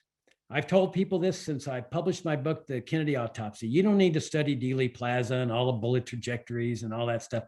All you have to do is study the autopsy. Read Douglas Horne's masterpiece watershed book, Inside the Assassination Records Review Board. He was on the staff of the ARRB. That once you establish it was a fraudulent autopsy, and I believe that if you've been with me this far in this presentation, you will see the evidence establishes beyond a doubt this was a fraudulent autopsy. There is no innocent explanation, none, for a fraudulent autopsy. There is only one possible explanation. It is part of the cover-up. It is part of the assassination itself. There's no way they could have spontaneously come up with this plan at Parkland Hospital. Hey, let's have a fraudulent autopsy. It had to be built as part of this World War III scenario. A fraudulent autopsy necessarily leads to the national security establishment. So the only defense that people have now that subscribe to the official version is conspiracy theory, that you're a conspiracy theorist. And it's very effective. As I indicated earlier, people are scared to death to be called a conspiracy theorist. And that's all they have left. They can't deal with this. Notice that you never find any discussion of this in the mainstream press of the autopsy, never, like, with the exception of those 2 articles back when. They don't want to deal with that. They want to deal with this nonsense of conspiracy theory. How do they handle the explanation for all of these people that saw this back of the head wound? Well, this is what some of them say. They say, oh, it was very stressful there at Parkland. They were dealing with the president. They imagined the wound. Those doctors just under the stress. Yeah, right. Dr. McClellan is going to be hired for 45 years at Southwestern after having imagined a wound that didn't exist. I mean, you know, in that interview, and he details what happened. You can imagine what happened under this scenario. He calls all the doctors and says, hey, look at this head wound. And all the doctors move to the head and the gurney, and they say, oh, Dr. McClellan, are you referring to that imaginary wound there? Yeah, it's the imaginary wound. Oh, yeah, we all see the imaginary wound. And then the nurses pipe in, hey, wait, count us in too. We see the imaginary wound. And you know, the Clint Hill outside and the newsman, they overhear the conversation through a window. Hey, wait, we saw the imaginary wound too. And the Harper fragment, well, that was just an imaginary piece of bone. Those pathologists never really saw bone. It was just imaginary. Oh, wait a minute. Let's not forget the doctors at Bethesda. They're part of this imagination thing. Saundra Spencer in Washington. What we really have here under this explanation, this scenario, is a conspiracy of imagination. You see, not an imaginary conspiracy, but a conspiracy to imagine wounds. It's ludicrous. You know what's going on here? They cannot acknowledge, these people in the mainstream press, the promoters of this official story, they cannot acknowledge that their little monster that was brought into existence to kill foreign presidents and foreign prime ministers turned inward and killed an American president based on the same grounds that those foreign leaders are being assassinated, the grounds of national security. And finally, let me say something about the incompetence crowd in what's called the research community in this Kennedy area. There's people that say, oh, Jacob, if only we'd had competent autopsy physicians, if only they'd been forensic pathologists, we wouldn't have this mess. Oh, it's such a mess, Jacob. If only it'd been competent. It's ludicrous. Ludicrous. The last thing they wanted was a competent autopsy. If they wanted a competent autopsy, they would have had Dr. Rose do it. They prohibited Rose from doing it. Now, you can have incompetent physicians engaged in fraud, which is clearly what you had here, but incompetence per se is opposite of fraud. It involves negligence. How does negligence explain the 2 brain examinations? You know, they were just negligently lying about 2 brain exams. Ridiculous. You know, what's going on here is that these people that focus only on the autopsy, that it was a fraudulent, they get themselves all embroiled in the autopsy and they can't go beyond it. They're just trapped in this box. They don't know whether to say Oswald was framed, whether Oswald did it, whether he had Confederates, whether or not. They just cannot cross the line where they have to acknowledge that this was a fraudulent autopsy that was conducted by the military establishment. They don't want to accuse the military of that, which means they don't want to go all the way and say this was a regime change operation. It's what really can be called moral cowardice, or really, which is the opposite of a profiling courage. Why address the Kennedy assassination? I get that question all the time at FFF. It is imperative, if we're going to get this country back on the right road, that we acknowledge and confront our nation's legacy as a national security state, including all the assassinations, not just the domestic ones, along with MK Ultra, the coups, the torture, the invasions, the forever wars, the shifting array of official enemies, including Russia and China, and all the rest of the horrors that had come with a conversion to a national security state. Denial accomplishes nothing. This is where the mainstream press has failed America. They cannot acknowledge that the little monster that was brought into existence to call foreign leaders turned inward and killed an American president based on the same ground, national security. This is all what John Kennedy would have ended. He was ahead of his time, and interestingly enough, he was ahead of our time as well. What we need to do is seek the truth and speak the truth. That's the key to putting America back on the road to liberty, peace, prosperity, morality, and harmony with the people of the world.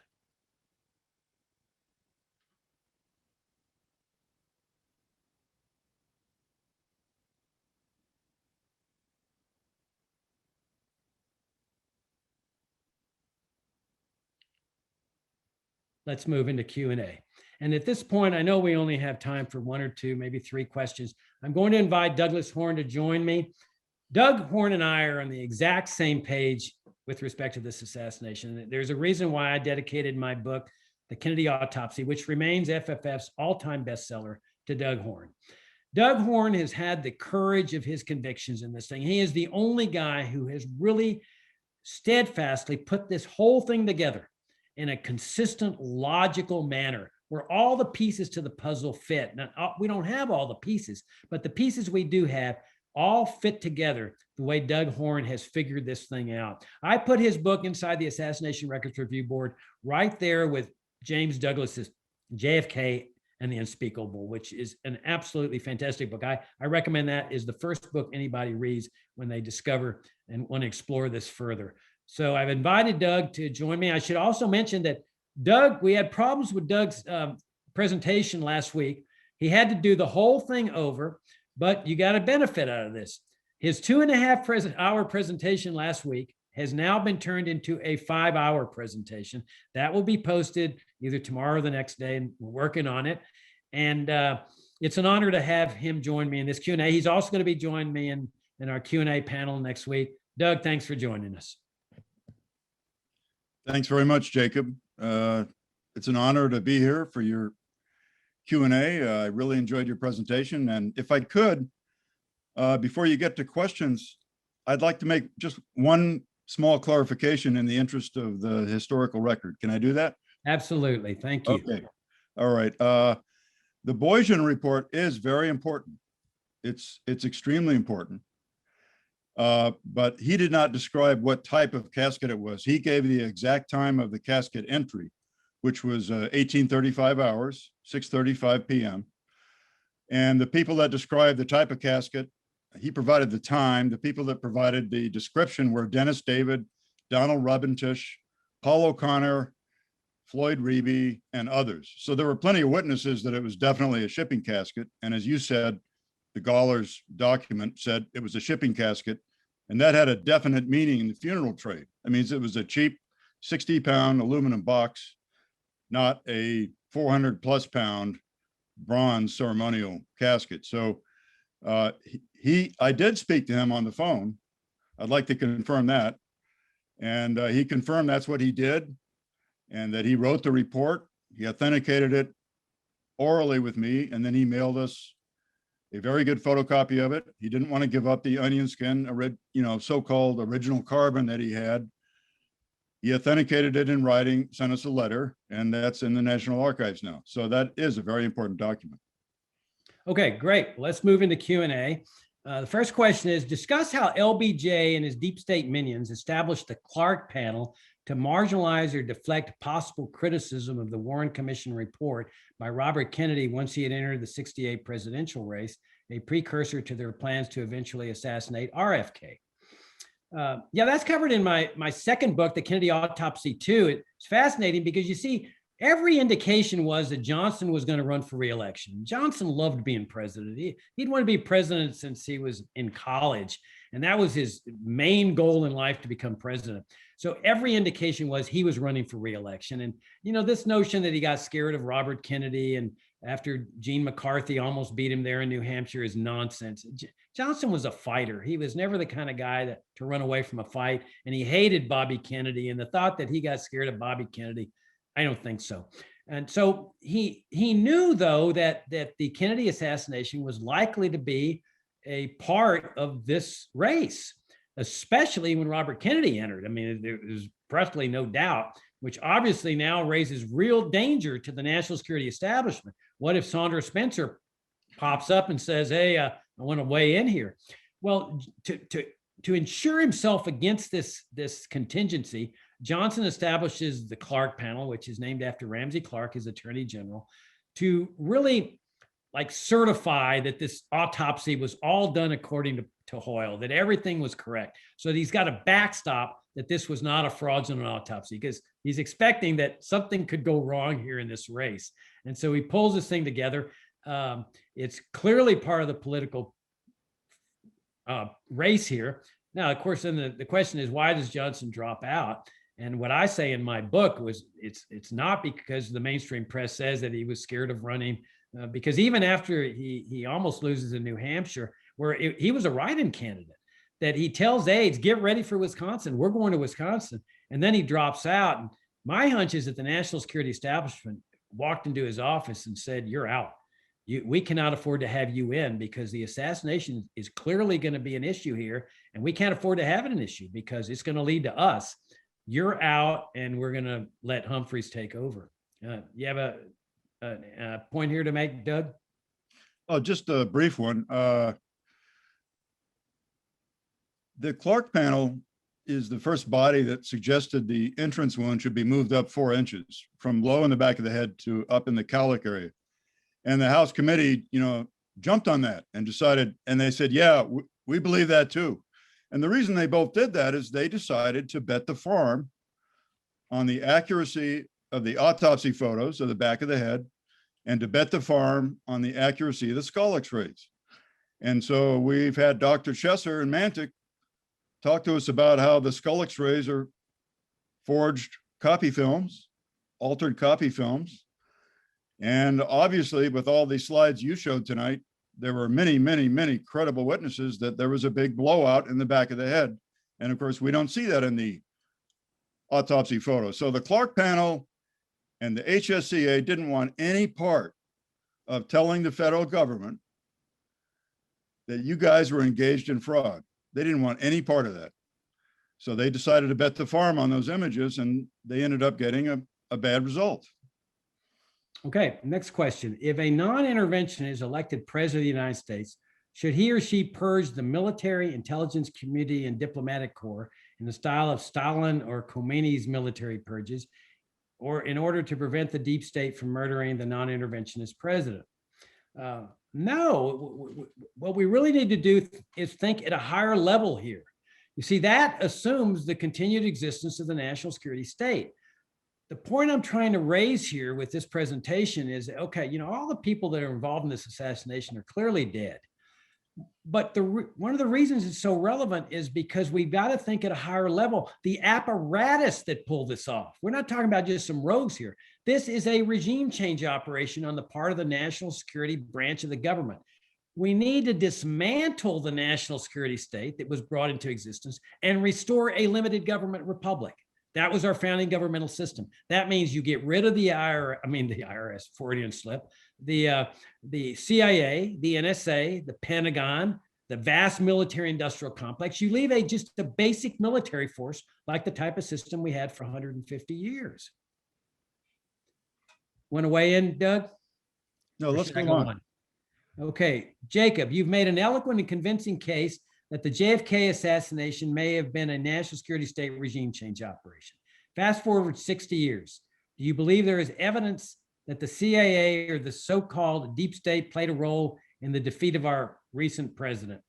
I have no idea. I mean, and I guarantee you that if they did, you're not going to learn about it for another 50 years. I mean, it's very possible that 50 years from now, people will say, well, I'll be darned, look what they did. But these people are too good. If they did play a role, nobody's going to discover it. So there's no point dealing with it. It's just not going to happen. Doug, you have anything to add? I have something to add on a point that you made during your talk. In case we run out of time, I want to make this point now. Okay. The 2 brain exams are the most important proof of a medical cover-up, and they invalidate the argument used by many people in the so-called JFK research community. I call it the JFK research dystopia, the point that they want to make, which is that it's just an incompetent autopsy. As you said, the 2 brain exams proved that the problem is not incompetence. The problem is intentional cover-up. So I can't emphasize that enough, and I'm glad you talked about it. Yeah, and I'll add to that they never mention the fraudulent brain exams. They act like they've just airbrushed it out of their minds. They don't talk about it because it doesn't fit within their paradigm of incompetency. There's no way that incompetency can lead to 2 brain exams that are falsely conflated as one. That's right. I worked with 6 weeks with Deb Riekman of AAP at the time to get the first article out. And she scooped the Washington Post, and the guy over there, Ringlardner, Jr., he was so upset that he demanded to interview me that day, the day her story went on the wire. So the Washington Post story came out the very next day because he was upset that he got scooped. But after that, nothing. Somebody must not have been very happy about that.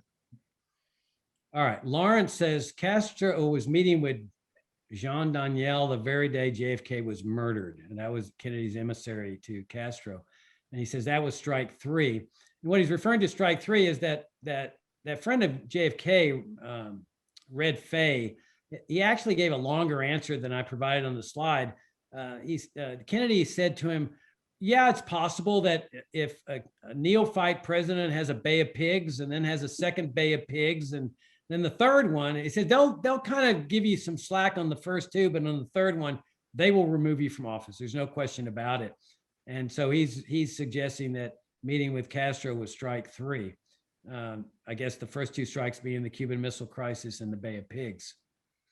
All right. Let's see. Regarding the mafia activities in Cuba, please clarify that organized crime in Cuba wasn't exclusively Italian-American. Meyer Lansky, the leader of the mob's exploitation of Cuba in the 50s, the descendants of Jewish gangster Meyer Lansky are seeking compensation. Yeah, I don't know. I don't have a comment on that. Do you? I would just say it's a distinction without a difference. The point is that the CIA mafia plots began in August of 1960 under President Eisenhower. And it was Richard Bissell that started all that. And they just continued into the Kennedy administration. And then you had CIA officials for decades telling the big lie that the Kennedys were behind the mafia CIA plots. And the people lying about that were Richard Bissell, who started it all in 1960, and Sam Halpern, who continued the lie for decades. So just let's remember where those started and under what agency. That's all. Okay. Is James Angleton a prime suspect as having been a handler of Oswald's framing as the patsy? I think Angleton clearly has to be a suspect in this thing. He's a high CIA official. He would have known about Oswald being a covert agent. He was certainly in part of that ring that was monitoring Oswald before the assassination, which the CIA also kept secret. Now, why would they be monitoring this guy? Well, if he's being framed, if he's an agent being framed, you got to make sure that he's not on to you. And if he gets on to you, you got to abort the plan. And so you got to watch a person real carefully to make sure that he hasn't busted you. And that would be a reason for monitoring. So Angleton plays another role that when Mary Pinchot Meyer got murdered on the C&O Canal Trail, Angleton, right after that murder, breaks into her house. He effectively commits a felony. He burglarizes her house to find her diary. And then he finds it and he destroys it, which he knew would be critical evidence in the criminal prosecution of a guy who was claimed he was being framed, a guy named Ray Crump in the thing. And what Angleton should have done was turn this diary over to the police. I mean, clearly it's her diary. She may have talked about somebody following her. She may have talked about her conversations with Kennedy over the dangers that the national security state posed to her as well. I mean, this is clear evidence that should have been turned over to a court. This man commits clear obstruction of justice. He keeps it secret. He destroys it. He doesn't disclose it till many, many years later when the statute of limitations on prosecuting him was over. Angleton clearly is a suspicious character in this whole thing. What do you think, Doug? Oh, yes. I think I got time to say a few things about him. John Newman explained all this in a very good way in the epilogue to his book, Oswald and the CIA. He wrote an epilogue in the year 2008. So it's in the trade paperback edition published by Skyhorse. That epilogue is worth the price of the whole book. Angleton was responsible. He's head of counterintelligence in the CIA. He's responsible for hiding the fact from a lot of other people in the CIA, hiding records on Oswald within his own agency so that nobody knew he had come back to the United States, and so that nobody knew he had been to Mexico City to meet with people that were not in his interest to meet with. Now, whether it was the real Oswald or an imposter, the Oswald figure in Mexico City met with the head of Soviet assassinations in the Western Hemisphere, Kostikov, and then he was in the Cuban embassy and demanding, to go through Cuba on the way back to Russia. And so Angleton hid all those things so that they would only be known of on the day of the assassination. That's when most of the agency found out, oh, this guy's back in the country now. Oh my God, he went to Mexico City. He met with these people down there. Oh my God, we have to cover this up or we'll have World War III. So as John Newman says, he's responsible for planting the virus that created the World War III cover-up. That and the fact that there were shooters from the front as well. Okay. Jacob, thanks for the great presentation. Do you think the DRE's immediate media release on Oswald after the assassination was part of the assassination plan, or do you think it was the DRE acting on an immediate opportunity to lay the blame on Cuba since they already had interaction with Oswald as a pro-Castro sympathizer? We know the DRE contacted Joanitas asking for guidance on November 22nd almost instantly after Oswald was arrested as a suspect. Thanks. Well, of course, it's impossible to know, but my conviction is this is part of the plot. They've got to advertise Oswald's communist bona fides. That's essential to the plot here so that nobody comes to his defense. Now, whether the DRE, I don't think the DRE would have been read in on that, hey, you're participating in the assassination. But I think the CIA would have said, we need to get this out. Now, the CIA would never admit that. They would say, oh, we were just kind of standing by and watching what they were doing. I don't think there's any doubt that the CIA was directing and supervising exactly what was going on here, including the sending out of this press release. That's right. The CIA's expertise is in psychological operations and propaganda. They're not very good at killing people.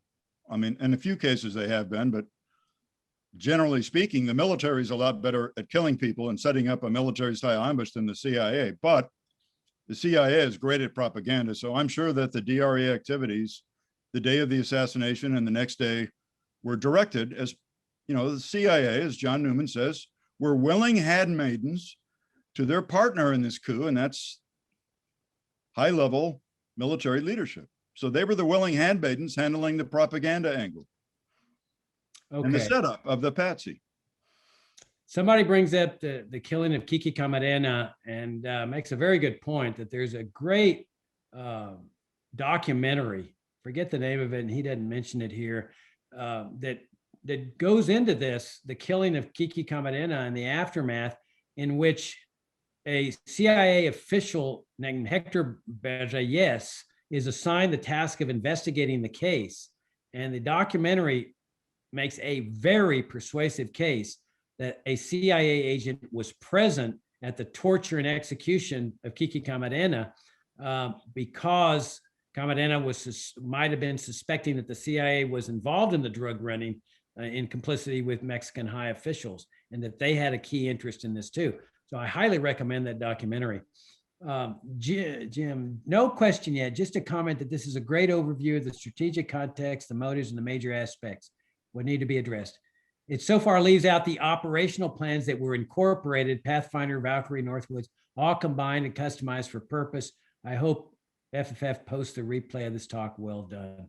I think both Doug and I have gotten to the point that, it doesn't really matter how the ambush exactly happened in Dealey Plaza. What really matters is this was a Cold War regime change operation, and you got to think at a higher level here and think in terms of regime change rather than just some rogue operators figuring out we both agree that this was a military ambush that the military carried out, but we both, I think, agree that the CIA is the one that planned and orchestrated it because it was a brilliant plan. I don't think the military had that kind of brilliance. We've got about 2 minutes, Doug. So what happened after JFK died?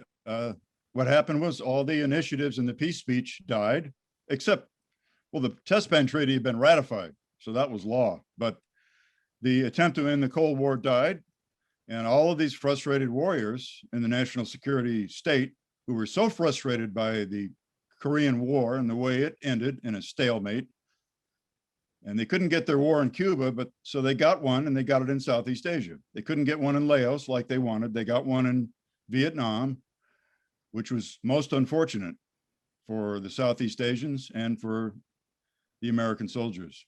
Yeah, 58,000 of them of our generation died for nothing, not to mention all the ones that are wounded and maimed. All right, we've run out of time. I'm really sorry that we have very small amount of time for Q&A, but both Doug and I will be back here along with other panelists to discuss the political context of the assassination next week. Please bring your questions there. I'm not sure I'll be able to access the ones that you have here. We got over 40 questions. Really sorry I couldn't get to them all. And we'll look forward to seeing you next week. And Doug, thanks again for joining me here. My pleasure. Thank you.